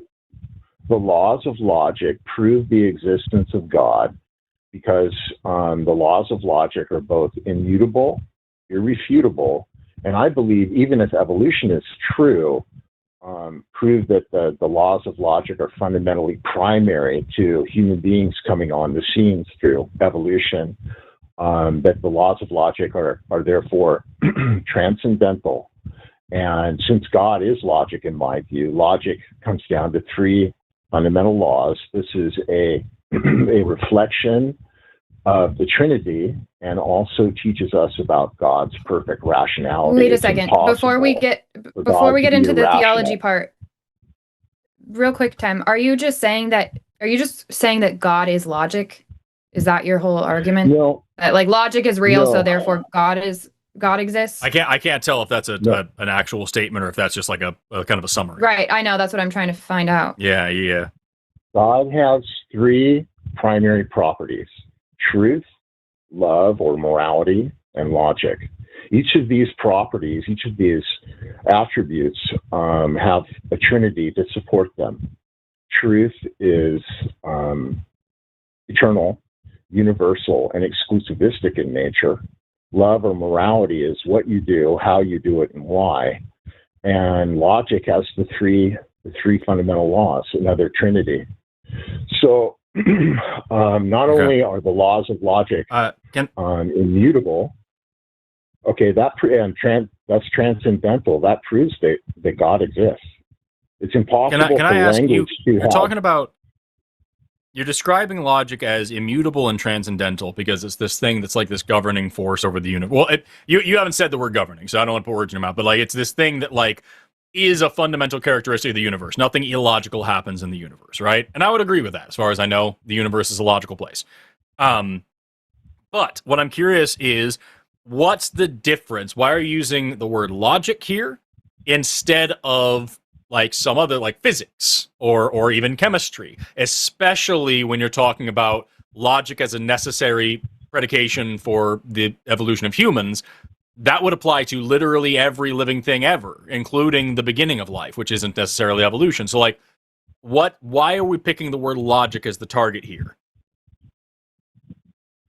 Because they're provably immutable. You have to use the laws of logic to make an argument that the laws of logic don't exist. Sure, but that's not what I'm asking. You're talking about the laws of logic being a transcendental thing. I think, let me see, can we agree, like I'm not talking about God, I'm talking about logic in terms of like the way that we reason things out, right? When we talk about logic in that way, can we agree that they're not like a physical object, right? They're just kind of the rules of reality, as best as we understand, right? Right. That's the so way I would then describe why, it, the rules of reality. Sure. So then why not replace the word logic with the word physics or the word chemistry? Because they're not physical in any way. They're non-physical realities. Right. But because they're non-physical, they're like, I guess you could claim that they're like not contingent on anything. You can try to go down that weird, what was that? That was Aquinas's whole thing. But like, the fact is we live in a physical universe. And without logic, like I can say, like, put logic to the side for a second. I can say I'm not a logician, but if I were a physicist, I can now trace back everything to the beginning of the universe as we know it, and everything follows like a totally normal, expected physical trajectory, and I can take that all the way into hard determinism if I want to, right?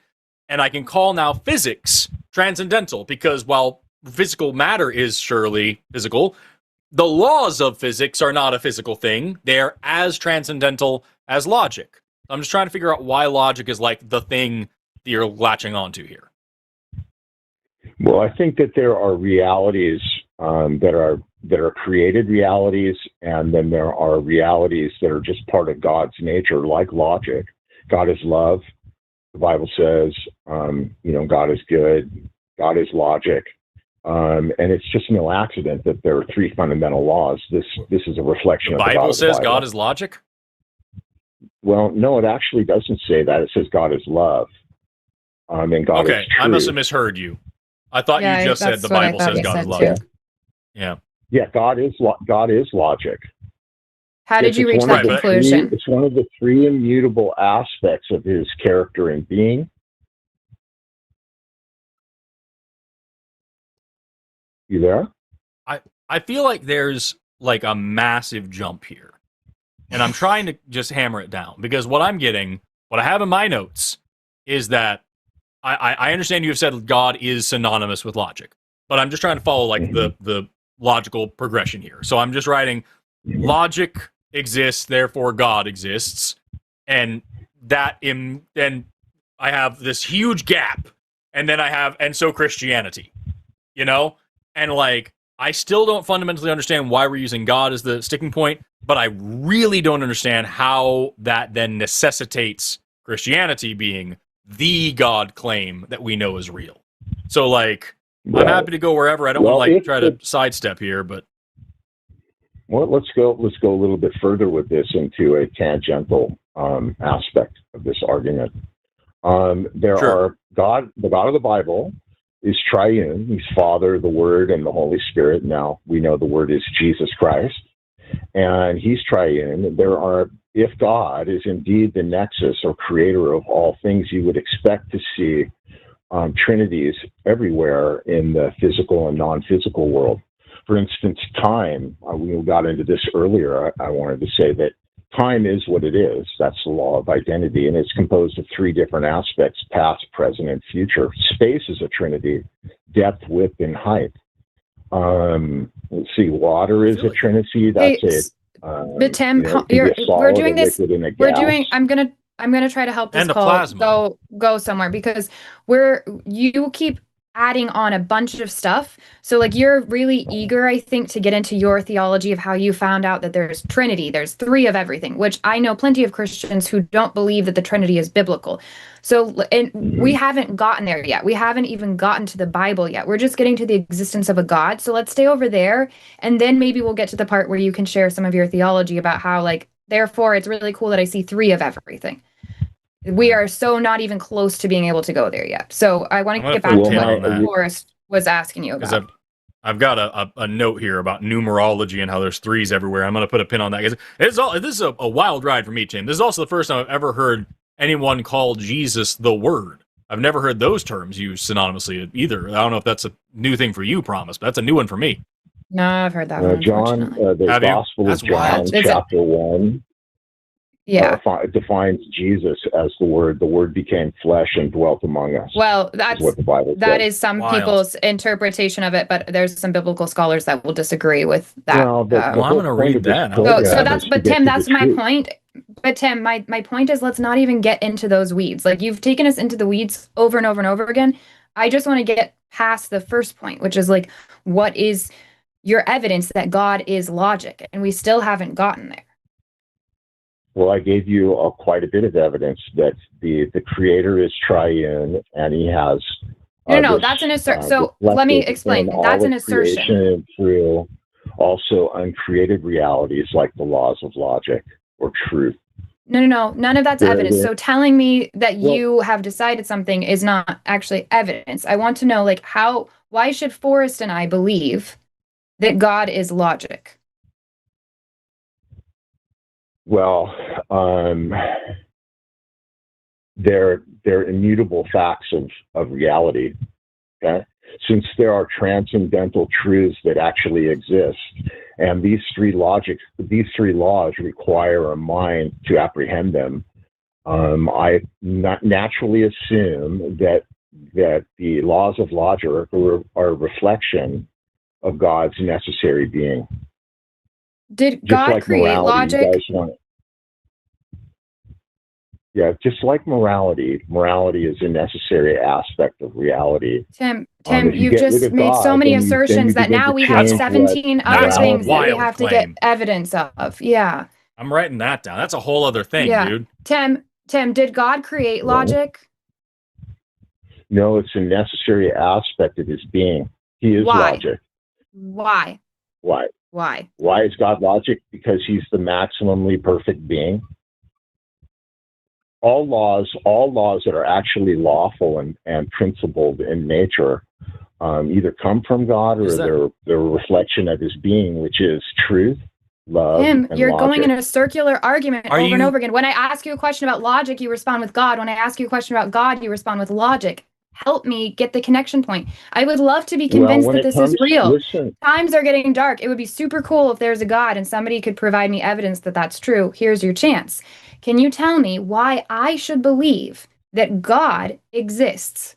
If you think God is logic, then explain to me that connection point, because you still aren't doing that. transcendental realities are real. That's why you should believe God exists.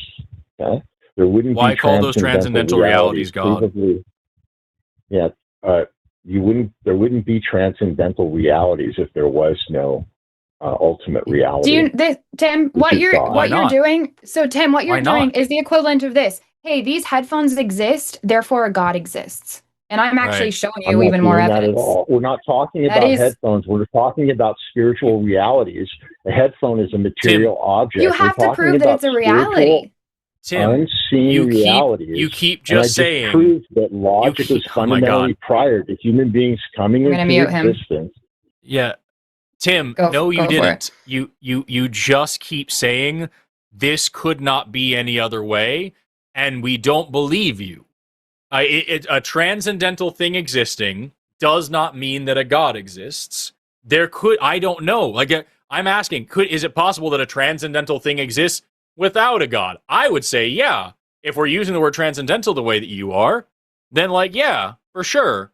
But you just keep saying as if one necessitates the other, and all we're asking is for you to expound upon that necessity, substantiate the necessity of a God. That we can, we agree logic exists.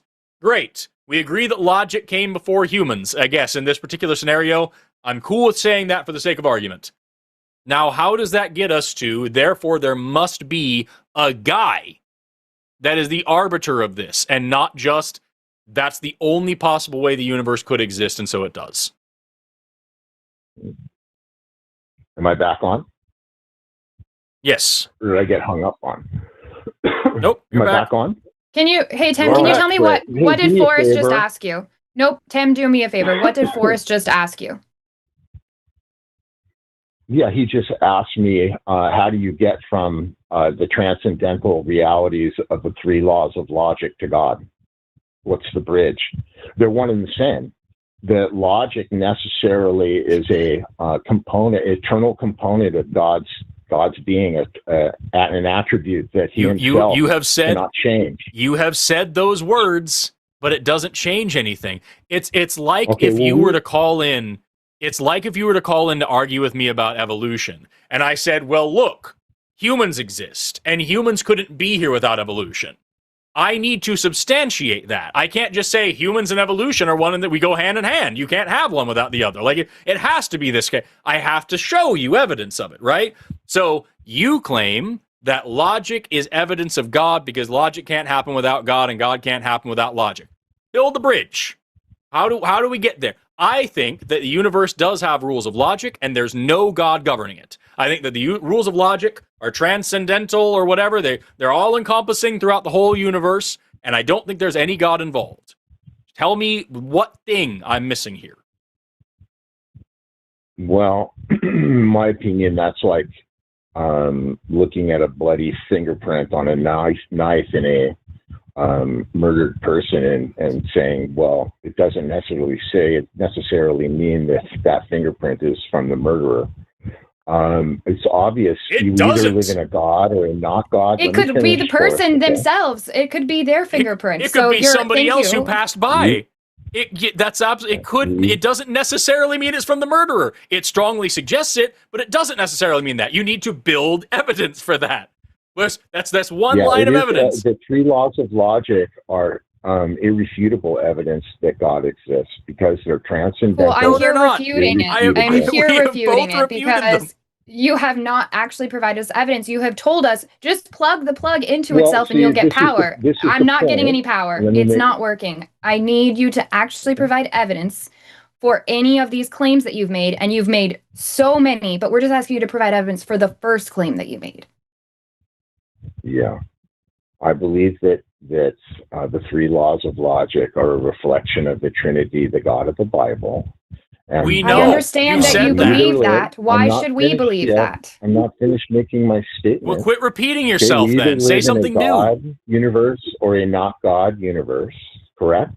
Either God does exist or he doesn't exist. The fact that there are three laws, it could be a different God, but either a God, mind to apprehend them, and those same three laws are provably fundamentally prior to the existence of human beings. That points in the definite direction that God exists, not a not no, God it doesn't. universe. Period. No, it doesn't. Okay, well, see, this is the crux of the issue. I have faith. I look at the evidence. I side in favor of God. Wait, why do you need faith if you have evidence? Look at the same evidence and go into denial. What's the faith for if you have evidence? I'm sorry. Say that again. Promise. How do you define faith? Let's do that. Do you define it like kind of how the typical Christian says, which is hope in things unseen? I define it the same way that the Bible defines it. Faith is the substance of things hoped for, the evidence of things not seen. The laws of logic. So then why do you... So let me finish my question for you. You asked me to repeat it. So faith is supposed to take the place when you don't have evidence. That's what that definition is saying there. But then you just proceeded to tell me you have... that's what you just read to me, and that's what is being said there. So you just told me that you have faith and evidence. Why do you need the faith if you have evidence? Well, I think that biblical faith rests on evidence. It's not just a leap in the dark. It's a leap into the light. Why? You're just saying stuff now. Why do you need a leap if there's a bridge? There is a bridge. You don't need the leap. Yes, that's what she just said, Tim. So now why do you need the faith if there is the bridge? Now that we all agree that there's a bridge, why do you need the faith? Well, that's a good question. I'm not going to answer that today. I have to. I think the reason that you have faith is because you don't have good reasons to believe, and the faith is having to take the place of the lack of reasons, which you have so far presented to us a lack of reasons, I'm the one and that's asserting that the laws of logic prove the existence of God. You think that the laws of logic just dropped out of the sky and that they're just a cosmic accident. I assure you, we know that's what you're asserting. You've said it 30,000 times, Tim, but you don't know what we believe, and you just demonstrated that. Tim, ask me what I believe You're about the atheist. universe. Tim, ask me what I believe about the universe. Me, an atheist. Okay. You please tell us all. I have no idea. I don't know about the origins of the universe. I have no idea. Okay. Are Would you be cool. saying that ignorance is a virtue? No, not at all. I want to know, and therefore I won't make up a lie. I won't make something up just to say, well, I know something, because that would be arrogance. So I don't want to be arrogant. So instead, I'll be honest, which I do think is a virtue. Mm-hmm. Can I respond? You may. Why was the whole point of a conversation? I'm not being arrogant when I tell you that 2 + 2 is 4. Okay, and the laws You of logic are when you can't reflection show of your work. God's You perfect are being rationality arrogant when you and can't the show your Trinity. work for that, Tim. Precisely. Tim, I'm you sorry, can I demonstrate didn't that hear 2 that. + 2 is 4.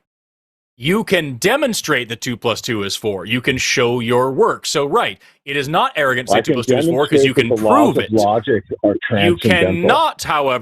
cannot, however, demonstrate that you know the guy who created the universe and you know about the things he wrote in a book. You can't demonstrate that. So that is arrogant. Okay, well, all I can tell you is that the God of the Bible, once you become a Christian, if you Thanks. remain faithful, well, that's okay. Nope. Tim, I was a himself Christian, to and you. I did remain faithful, and a God never showed himself. So now you're just preaching. I'm honestly ready to move on to our last caller, because you have repeated the same thing over and over again, and I don't feel that you're being honest. I think you're being the most honest when you just said what you just said, which was starting to preach, because I don't think you actually have, speaking of logic, I don't think you have logic or reasons to offer us for how you reached your conclusions. I think that is based on faith. I think the most honest thing you could say is that you just believe this shit. Maybe it's because of how you grew up. Maybe it's because of a personal experience you had. Maybe it's because you haven't really fully approached this topic with skepticism, just like the fingerprint on the knife. I don't know what it is, but I don't think we got to a place in this conversation where it's going to be productive for the rest of the call, which is why I think if Forrest's good with it, we'll move on. If you want to call back sometime, I think that would be great. Forrest and I will both be hosting different shows here and there. So we can, it's not like I'm not willing to have this conversation, but go back and listen to it, and then you'll hear, I hope you'll hear where you failed to deliver anything to get the conversation going. So since we're this late into it, I think we got to move on to our next person. I'm fine with that. Yeah, it's just been endless repeats of assertions rather than evidence. And every time we try, no, you're still here. I'm just reiterating. Every time we ask for evidence, you give us the same assertion rather than evidence. And the one time we got to a really good question, you literally said, "That's a good question. I'm not going to answer that." So I don't see the point anymore, Tim. Well, I'm not going to. I didn't say I didn't. I wasn't prepared to answer that exactly. So, right, because it's all I'm script. You shouldn't have to rely so heavily on the script. You should just be able to think. I'm not relying. So we're gonna move on now, dude. I'm trying to. Yeah, I'm done. I'm done. Especially that fucking morality is a necessary part of reality. That's a huge claim. Yeah, I wrote that shit down with a cap. No way. And then the amount of claims we were getting was wow. Wild. And there has to be, there's this maximally perfect being. Okay, I can think of a maximally silly being. Does that exist? Because it's a logical possibility of what is the maximally silly God? I want to worship it. I'd be all about that guy. Maximally silly. That's a good mug. Well, let's talk to Trevor. Maybe Trevor's going to be the one. This is our last call of the night, guys. So let's see. Last call is Trevor. You're on with Promise and Forrest. How are you doing today? Really good. How are you guys? I'm all right. Can you hear me? I'm all right. Yes. Okay. Sorry. There's a little bit of a delay. Also, if you have us playing, then that might mess you up too. Okay. I know my audio was a little funny. I just unplugged my phone. Tell me if it's workable. Yeah, it's fine. Go ahead. I can totally hear you. Well, you guys aren't going to believe me, but I kind of agree with all the callers today.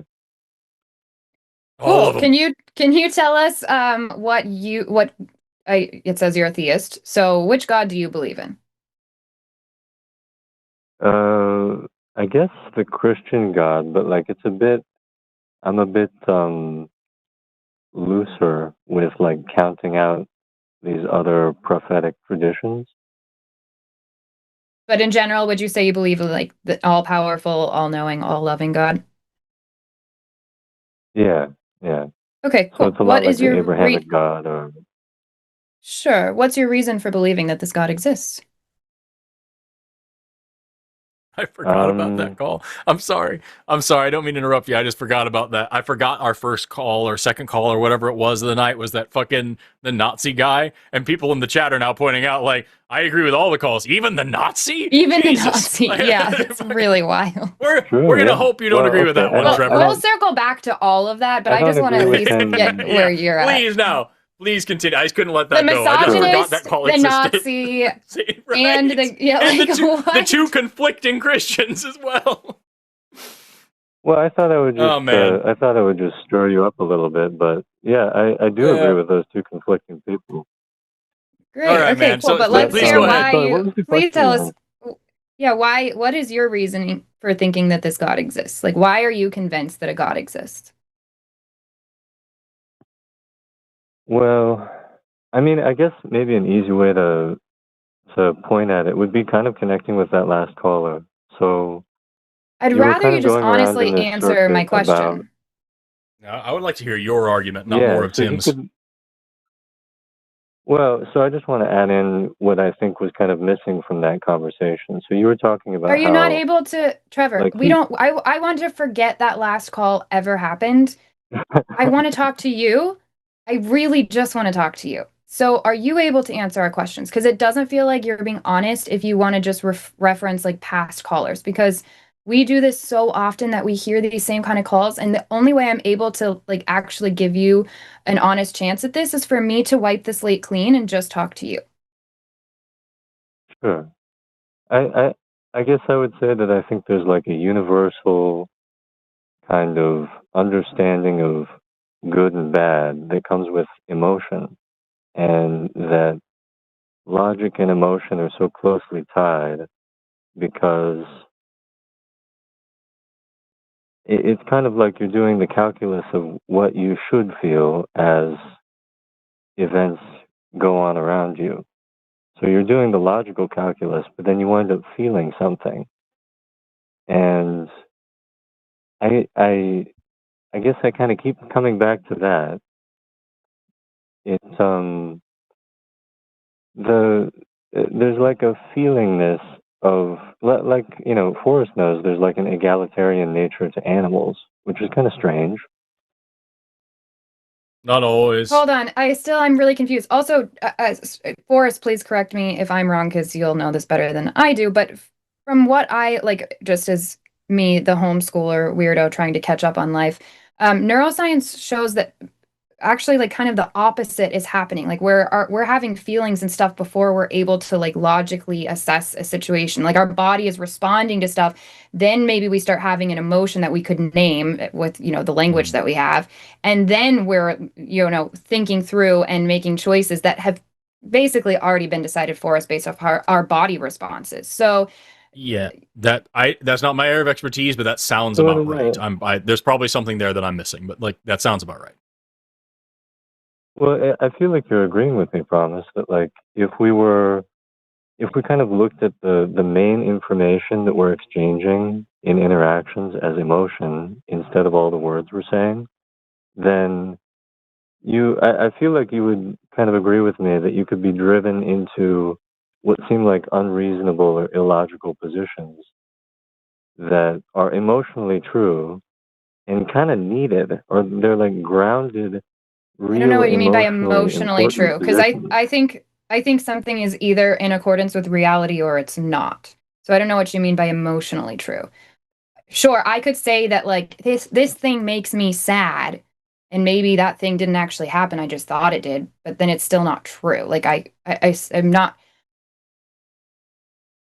following what your point is Yeah. and how it connects to the existence of a god. Well, so I feel like you're saying there's some uncertainty in the interpretation of events. Like, should this be really sad for me or something else? Can I not feel about this? Can I somehow make this feel good eventually? Are you saying, do I think people can be uncertain? Yes, I do think that that's true. Can you get us to the, like, where are we going? Well, so I guess with this kind of emotional truth, what I would point to is like, I mean, the easiest example in my head is like black people or trans people, like people who are treated as, you know, for some reason they're being treated as kind of lowly, but that's not true. And they know that's not true. But they have to like go through the experiences of being treated that way and feel that way for just the spark of a moment to notice, like really Trevor, why register should how we, they're being treated. why do you believe that a God exists? That could have gone so many ways, and Yeah. we threaded so many needles, and I still don't like where it landed, but like it's better than it could have been, you know?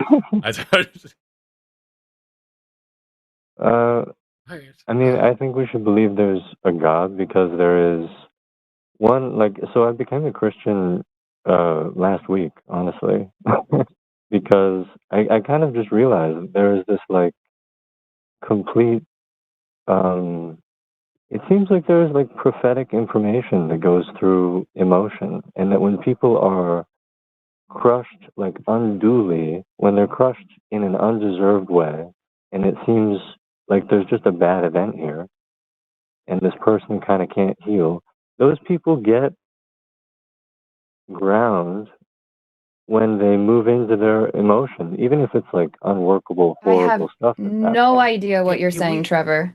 It sounds like you actually just said like that you became a Christian because of the vibes. That's what it sounded a lot like, and I'm trying to figure out what the hell's going on.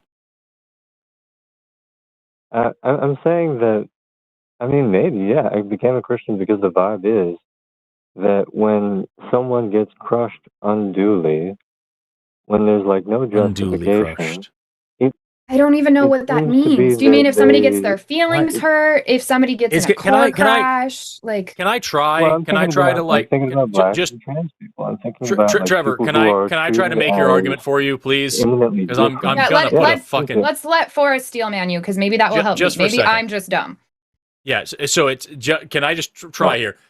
You became a Christian because there is injustice in the universe towards other people, and the arc of the universe is long, but it curves towards justice. And so you have to have a justice creator that gives people some sense of meaning and feeling and being and some sort of accountability that makes everything make sense, and that rationalizes the insanity around you, and that there has to be some sort of eternal judge whatever thing that is a divine arbiter of truth and reality, and also morality that we can ground ourselves in, because otherwise the society that you live in, where people like black people and trans people being oppressed or unduly crushed, whatever you say, is irrational to the point of absurdity, and there would be no grounding for society to continue without that objective moral framework and the thing tethering all reality together. Is that even close to your argument?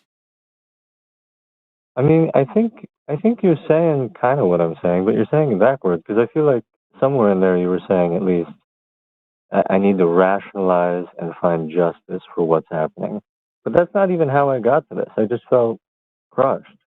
And I didn't ask how you got to this. I just asked if that's your argument for God. Well, I'm just telling you, my argument for God comes from how I got to it. That I felt crushed, and I was emotionally drawn to this understanding of the world. That Right. If your God is all-knowing and all-powerful, then your God is ultimately responsible for you being crushed. And that's the conversation that we had with Egg a while ago. Yeah. That may be. Yeah.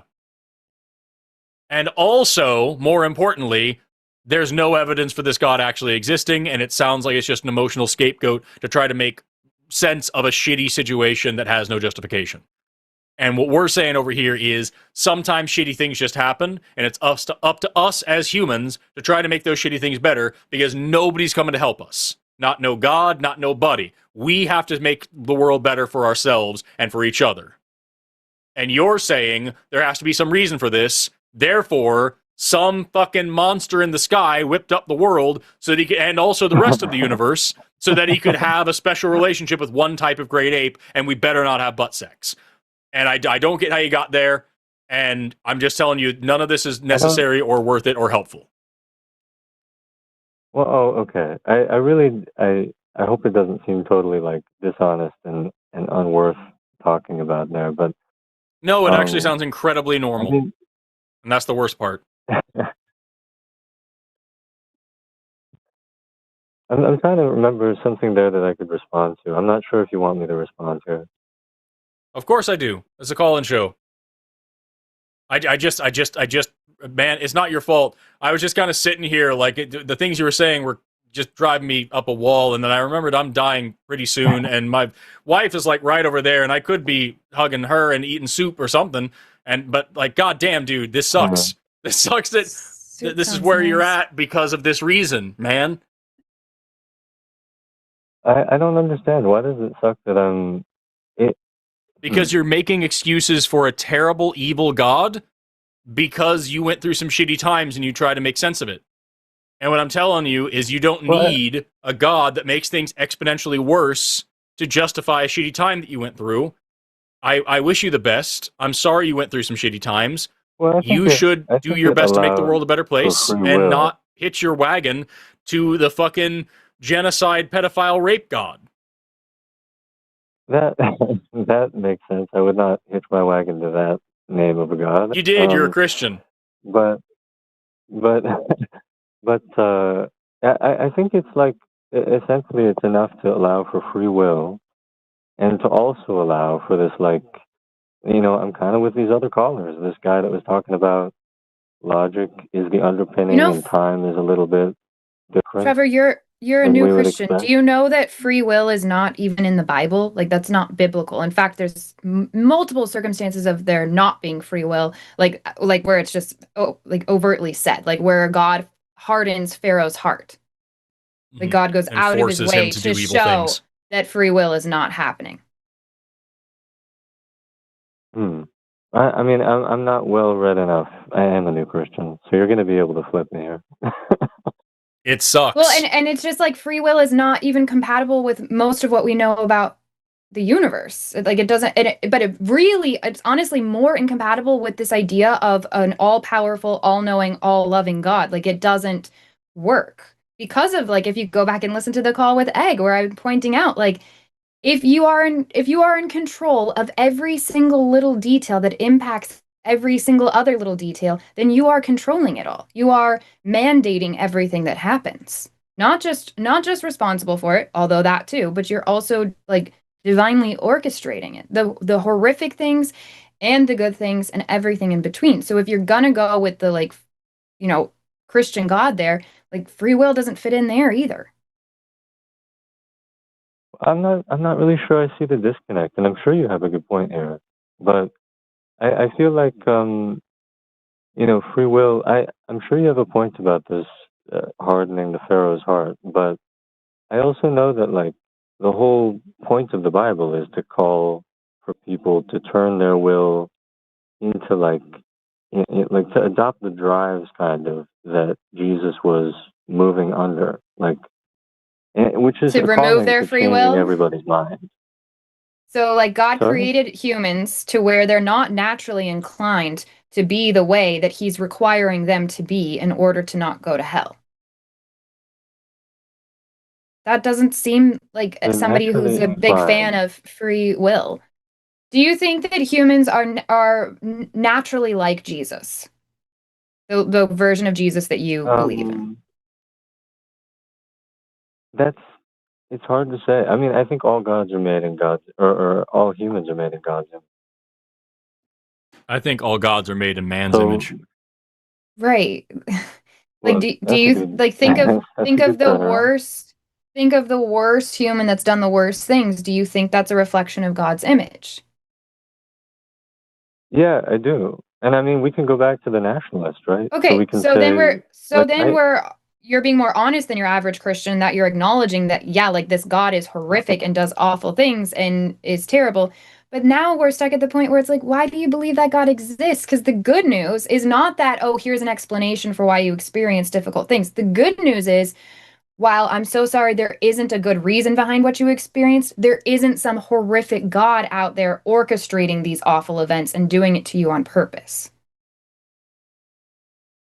Well, I mean, I think if calling it a good reason is kind of a funny thing, but I feel like the reason these kind of horrible things happen is just because we're misreading what we're doing and where we are, right? Like I feel like the point of the Bible is that there should be some way that we can all work together and that we can all wake up and find each other. Wait, Be then kind what of about like the Tower of workable Babel, where relationships. people are finally all working together? All nations have come together. They're all speaking the exact same language. They've all figured out how to construct this incredible city. And then God says, no, I don't want you all to be able to communicate. This is bad. And I'm going to scatter you across the world and remove your ability to communicate with each other and cause chaos. Like, that's a whole story in Yeah, the Bible. and I There's don't mean to zero like value I'm there to working together and to like all just coexisting and being happy together. Like it went against that. In fact, God ordered do so you many think that's like a genocides against historical entire people groups because he said that they just shouldn't be able to exist, even though he created them, supposedly. Right. that I mean that makes sense to me that you're calling that out as horrible. But Yeah, dude. like so the Tower of Babel, like do you think that that's a historical account? Like and I know you don't think that, but I'm saying like I feel like that at least is and I am kind of like reading what I want as symbolic here and historical, but I feel like that is just a symbolic kind of cosmological like past event, which is But to say that we're but like then creating What a you're about myth this? that What about the just choosing genocide that. against it the talks about why we Amalekites? have languages. And what What about about the Jesus? genocide? Like what about all the other parts that like are necessary for like the story Right, that like are also Jesus telling you to horrible? hate your family. Better to hate your family. I've come to what is it? Pick up whatever. I can't remember right now because I'm I so bring a tired. But sword, not I bring peace, a and all sword, that. not peace. Yes, and telling people to that it's Whoever better does not to hate their mother hate and their family. father cannot Yes, follow me. And also, like That I'm I not was sure. Is pointing that the out, New also like if we're Testament? talking about historical events, like there's the smiting of Amalek. Like I don't think this shit happened either, but like First Samuel 15:3, God commands, go smite the Amalekites, destroy all that belongs to them, do not spare them, put to death men and women, children and infants, cattle and sheep, camels and donkeys. God commands the killing of babies because the people in their community don't worship him. Jesus, as Promise is brought out, brings a whole bunch of fucking hateful, horrible shit about God says that not a jot or a tittle of the old law shall change until all things come to pass. So all the times that God commands slavery in the Bible and tells you how to own slaves and how to beat them and where to buy them from, and has different rules for Hebrew versus non-Hebrew slaves, where you get to keep the non-Hebrew slaves forever and their property to pass down to your children. All of that Jesus endorses and says that's all sticking around. I believe Jesus also talks about following the Mosaic laws at one point, and how these are all the laws. Your elders shall be yours as well. Like, there is no way that you can read the Bible, which is pro-slavery front to back, pro-misogyny front to back, pro-genocide front to back, pro-rape front to back, like just an absolute evil fucking book, and come out of it saying, well, the problem with the world is we just don't love each other enough and we just don't see things, Robert. It just doesn't work, dude. I love that's where you're cherry picking. I wish that all Christians would cherry pick just those parts. The problem is they don't, but there are books out there on these topics where you don't have to cherry pick that are just Yep. great ideas about how to make the world a better place and how to get along and all the values that you're spouting. This leap that you've taken into religion with it is just it's not only like not fitting with reality, it's also deeply unnecessary.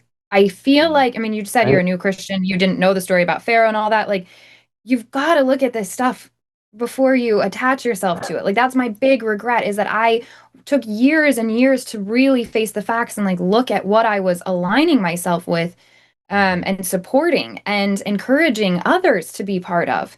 That has now brought us some of the worst atrocities of all times.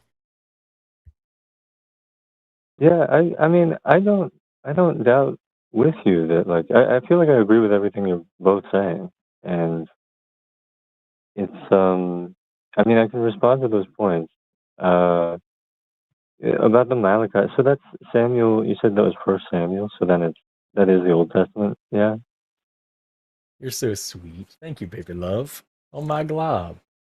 You brought me a thing. I love you so I'm much, you so beautiful jealous bear. right now. Oh, She brought me, like, what's this, a French dip Where is sandwich and my some fruit? snack bringing person? Oh my gosh. Yeah, Trevor, we'll let you finish. We'll let you finish this last point, and then we're gonna close out the show. But to answer the question, yes, that is in the Old Testament. That is in the Old Testament, yes, and also so are the Ten Commandments, and also, like we said a second ago, Jesus said that not a jot or tittle of the old law shall change until all things come to pass at the end of the age, the apocalypse. Yeah. Yes, the Old Testament still matters, and also even in the New Testament, there's a lot of heinous, unforgivable shit. I would not be shocked by that. I mean, for all of the good that Christianity and Judaism have brought us, which I think there is some good, and I know you guys are gonna hate me on that, but for all of that, there is bad. There is yeah, my the ex-husband ability had to some read redeeming these qualities documents about and him make a too. material He's body. also Right. I can.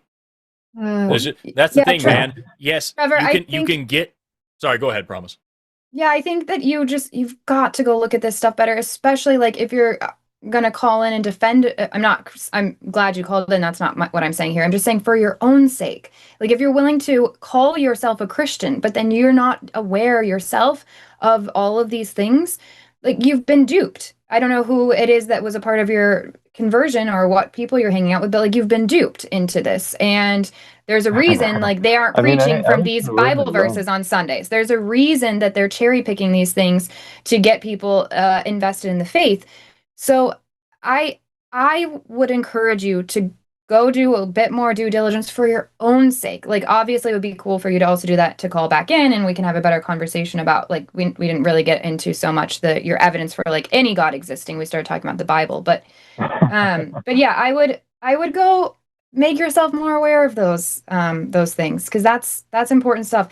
And even the fact that you're like I appreciate that you're listening and all of that. But like some red flags to me, you called in and said that you agree with all the other callers who were contradicting each other. And now you're saying you agree with pretty much everything you hear Forrest and I saying. So that makes me think that you're just really easily persuaded instead of critically analyzing some stuff and forming. And also the last time you called in, you called as an atheist saying that you wanted to talk about psychoanalysis. The only reason I haven't considered you a troll is because you waited on the line for 2 hours and 11 minutes before you took your call. So it's I think that Promise is right. I think it just sounds like you're kind of just willing to go for whatever somebody tells you, and I encourage you to just be more skeptical. No, sir, if I could have just like a couple more minutes here. I know you guys are already done with me and I have no more meat on my bones, but I mean, I was an atheist and I was studying psychoanalysis, and then psychoanalysis is like it's the post-enlightenment tradition about emotion that is kind of also rejecting religion, right? And it's it's a practice of like looking at people's supposedly delusions or unreasonable statements, things that look even contradictory or stupid or embarrassing or shameful, all these things. You look at these and you really take them seriously and look for internal coherence. And you say, oh, even though this is like an unreasonable thing to believe on its face, this person living in the reality that is unreasonable is getting something totally reasonable at it. They're getting like emotional grounding. But you're making an argument for why, like your argument is not necessarily like, oh, here's evidence that this is true. You're just saying, who cares if it's true, if it's maybe helping people. And that's an entirely different conversation. Yes, that's the biggest issue that I'm having here is like it is a very different statement to say. It is a very different statement to say this philosophy gives me hope and this thing is a true fact about reality. And we're talking about true facts about reality here. There is not a single bit of goodness, community, hope, joy, morality, anything that you can get from Christianity that you cannot get without Christianity, and also without all the baggage of Christianity. That's the whole point we're trying to make to you, dude. If you're looking for like a really good message to help shape your life, if you're looking for good philosophy, if you're looking for things to get you through hard times, if you're looking for whatever, you can find those things on your own, and you can find other like real philosophers that have really good ideas. We can have those conversations if you'd like, but hitching yourself to Christianity, which is a hideous fucking belief system that teaches really immoral things and teaches you all of the, like, really everything you're looking for here. Say what? I did hitch myself to a lot of, I was kind of going for like a pantheist thing, but Yeah, I fuck am that, hitching dude. myself to Christianity, you're Just right. fuck all of that. And like, just if you want my personal recommendations, look up ancient Stoicism and cosmic nihilism. Those are the main schools of philosophy that drive me the most. And when you put them together, you get something kind of similar to absurdism or maybe existentialism. It's pretty cool. I like it a lot. But that's just me, Well, yo. then we're on There's the a reason same page. philosophy isn't like We're a settled kind of on the science. same page. We're it's a little dishonest for me to say that, but we're kind of on the same page because you're saying absurdism makes sense. You're saying we live in an unreasonable world, and I'm saying that the Bible and really all of these holy books, all of these traditions are showing that there's a bit more, that the world is unreasonable. Like Jesus is saying that people are But like deaf to that's the not word. Some people have not ears to hear, which is not that's anything being against them. dishonest. You're It's missing just so much. saying These that, books make extraordinary yeah, claims. So at the end of the day, you either yeah, care yeah. to believe things that are true, or you don't care if something's true or not. I would like to believe things that are true. I don't want to believe things that are not true. And so when the Bible is making these extraordinary claims that we do not have evidence for, it loses value for me because, like Forrest has pointed out several times, and like I think you understand, anything good found in the Bible, I can find somewhere else where they're not making extraordinary claims backed by nothing. Mm-hmm.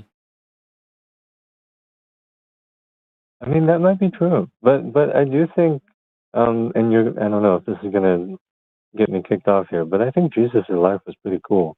I think whether or not You're totally allowed to think he was that. like a representative, whether or not he was really like acting in the divine covenant that God had with the Jews, whether or not he was in that, his just like way of being made him like brought into leadership, and then he was killed for that, and he kind of knew that would happen. But hold on, Trevor. He also wasn't the only one saying all that shit at that time.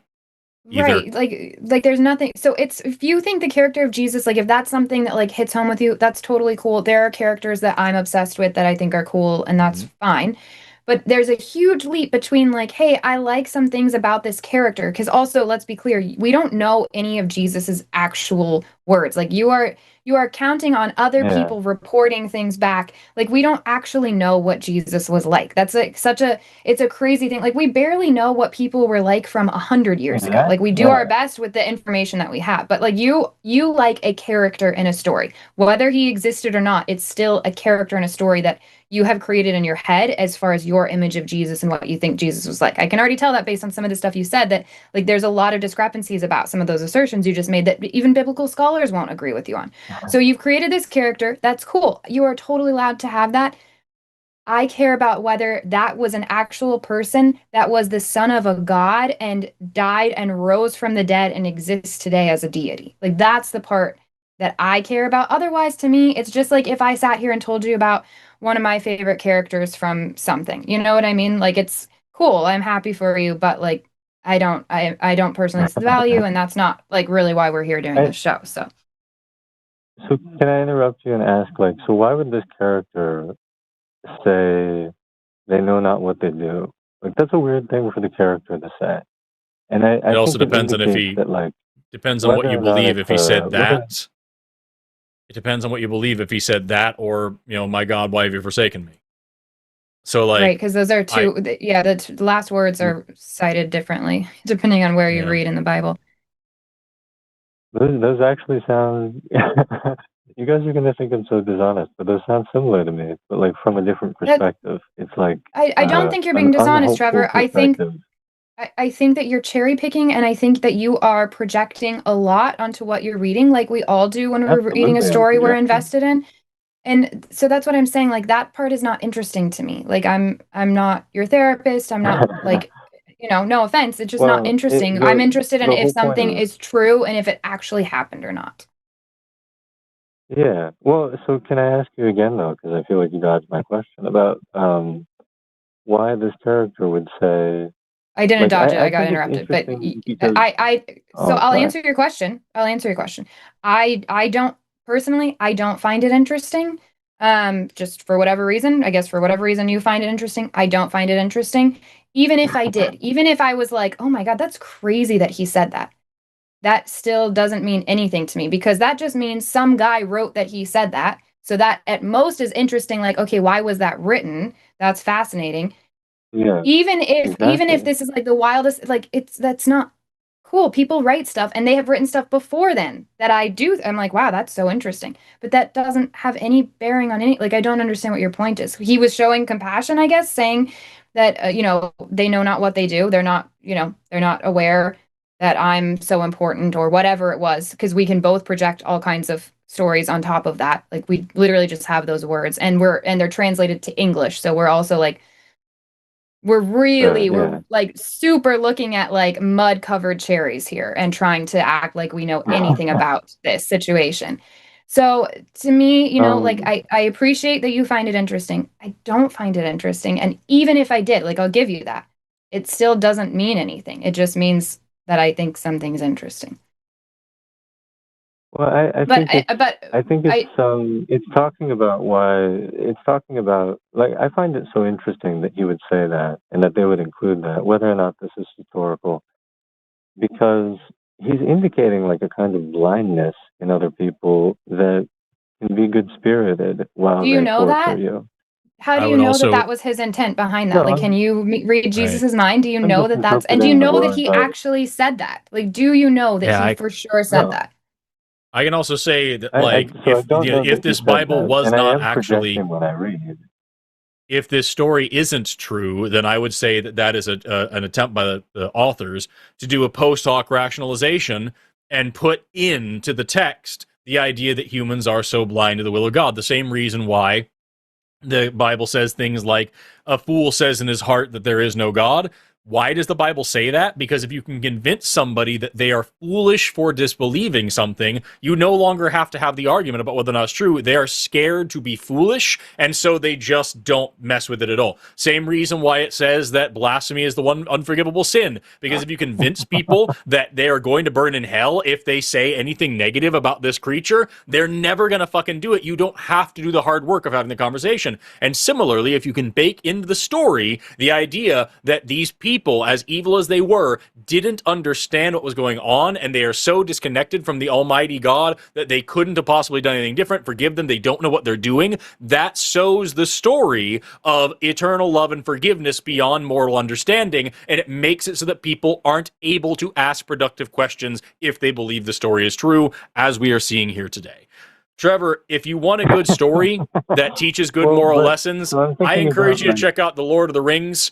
Gandalf once said, not in the books, but in the movies, some people believe that it is only great power that can hold evil in check, but that's not what I have found. I have found that it is the small things, everyday deeds of ordinary folks that keep the darkness at bay, simple acts of kindness and love. I think that's a great message, that you don't need to believe in a almighty pedophile, rapist, genocidal maniac to work with. You don't have to believe in any of that. You can just like that quote, and you don't have to believe that Gandalf is real either, by the way. With that, I think this is the end of the show, Trevor. It's like 10 o'clock my time. I got a lot of work to do. I gotta go. Can I hold yours? No, Trevor, we're already 5 minutes over like the max time we usually spend on calls, but you can totally call back. There's nothing, we don't have a problem with having the conversation on that. We've just reached our max for the show, but if you want to call back, running away from me, but that's okay. That's what all of you tell yourselves, and that's totally fine. You can call back tomorrow night and talk to Forrest again if you want. You can talk to me. I'll be on next Tuesday. You're welcome to call. I encourage you. It does make sense. You were leading the color really quick. Same. Oops, I actually clicked the wrong button there. Trevor, same question that I asked to Egg. Do you understand the difference between being afraid of something and being bored of it? Yeah, you're telling me that you're bored of me and you're trying to. Yes, I am. Me? I am bored of the call because we've said the same thing as 1,000 times. So we're going to move on now. You're welcome. We've been doing this for 3 hours. Covering new territory. We've been doing this for 3 hours. Call on Tuesday night. If you guys don't want to find out that God is real, then we could just wait until Tuesday. Trevor? Right. But Sunday. Trevor. Call Tuesday, since you couldn't get to it in 36 minutes and you ended up with just being an ass at the end when we were, I thought, having a decent conversation. But it turns out the laughter was actually just condescension, not, banter with us. So maybe we'll take your call again, maybe not. Yeah, wait till the very end to be a dick. It is wild that you waited over 2 hours. Yeah, it is wild that you waited over 2 hours and heard us talking for over 2 hours, and then in 30 minutes couldn't get your point across, and then you're going to end with, well, you guys just don't want to know the truth, so we'll just see what happens after you die. Jesus Christ, dude. Find a spine laying around. Trying to psychoanalyze my impression of Jesus's maybe not last words instead of focusing on the actual conversation that he apparently so desperately wanted to have. I don't know. I thought it was fine until that point. Now I'm not so interested in taking his call, but anyways, I got to tell you though, it is wild. That's one thing that I find a lot with people who have absolutely no fucking argument. It is, you're scared of me if you won't waste your fucking time with me. And more importantly, they confuse can't and won't. I see this a lot with science deniers, especially I'm talking to transphobes or creationists or whatever online. I'm like, hey, call into the show. You should answer me right here. And if you don't, that means you can't. And it's like, no, I just don't want to. I'm not going to waste my time in a comment section when I could pull you up in front of tens of thousands of people. Same thing with, even if I'm having a conversation on the show, hey, this is fucking boring. We've said the same thing 1,000 times. If you won't continue to engage with me, it means you can't, and you are scared. It's just this fucking really pathetic coping mechanism where you try to conflate the lack of desire with the inability. Circle it back, Jim Bob. We're calling him out. We're inviting him on this Saturday, Friday. Do it. If he doesn't show up, I'm not going to automatically assume that he was he wasn't able to withhold us. Maybe he just had other shit going on. But I'll think that if he makes a big fucking weird deal about it and then doesn't show up. But that's the whole thing. Yeah, dude, nobody owes you their time or attention, Trevor. And Egg, if you're listening still, because you probably are, nobody owes you their time or attention. Also, this isn't your show. Trevor had the longest call out of anybody tonight. And we don't sit, when they continue to not answer our questions over and over and over again, it takes a long time till we get to the point where we're like, okay, you're just scared and you're running away. Sometimes we'll throw that out if it's been done a million times, but we're over here giving the benefit of the doubt. When I've told you we're wrapping the call 15, 20 minutes ago, and then you try to psychoanalyze me instead of presenting your evidence for God, then sorry. I gave the dude every benefit of the doubt, and you got a snack delivered to you, so you need to go eat your snack. I need to go find a snack. That call. I'm gonna go put this in my body. Y'all, it's been a great show. Thanks so much for tuning in. This is sorry. This is what it was. Sorry, guys. And thanks. Yeah. And thanks so much to our screeners, moderators, crew, Lux for producing. Y'all are all the best. Most definitely. Promise, it's always a pleasure working with you. Hope to do it again sometime. Yes. Thanks, everybody out there, for tuning in. See you next time. Bye, guys. Bye.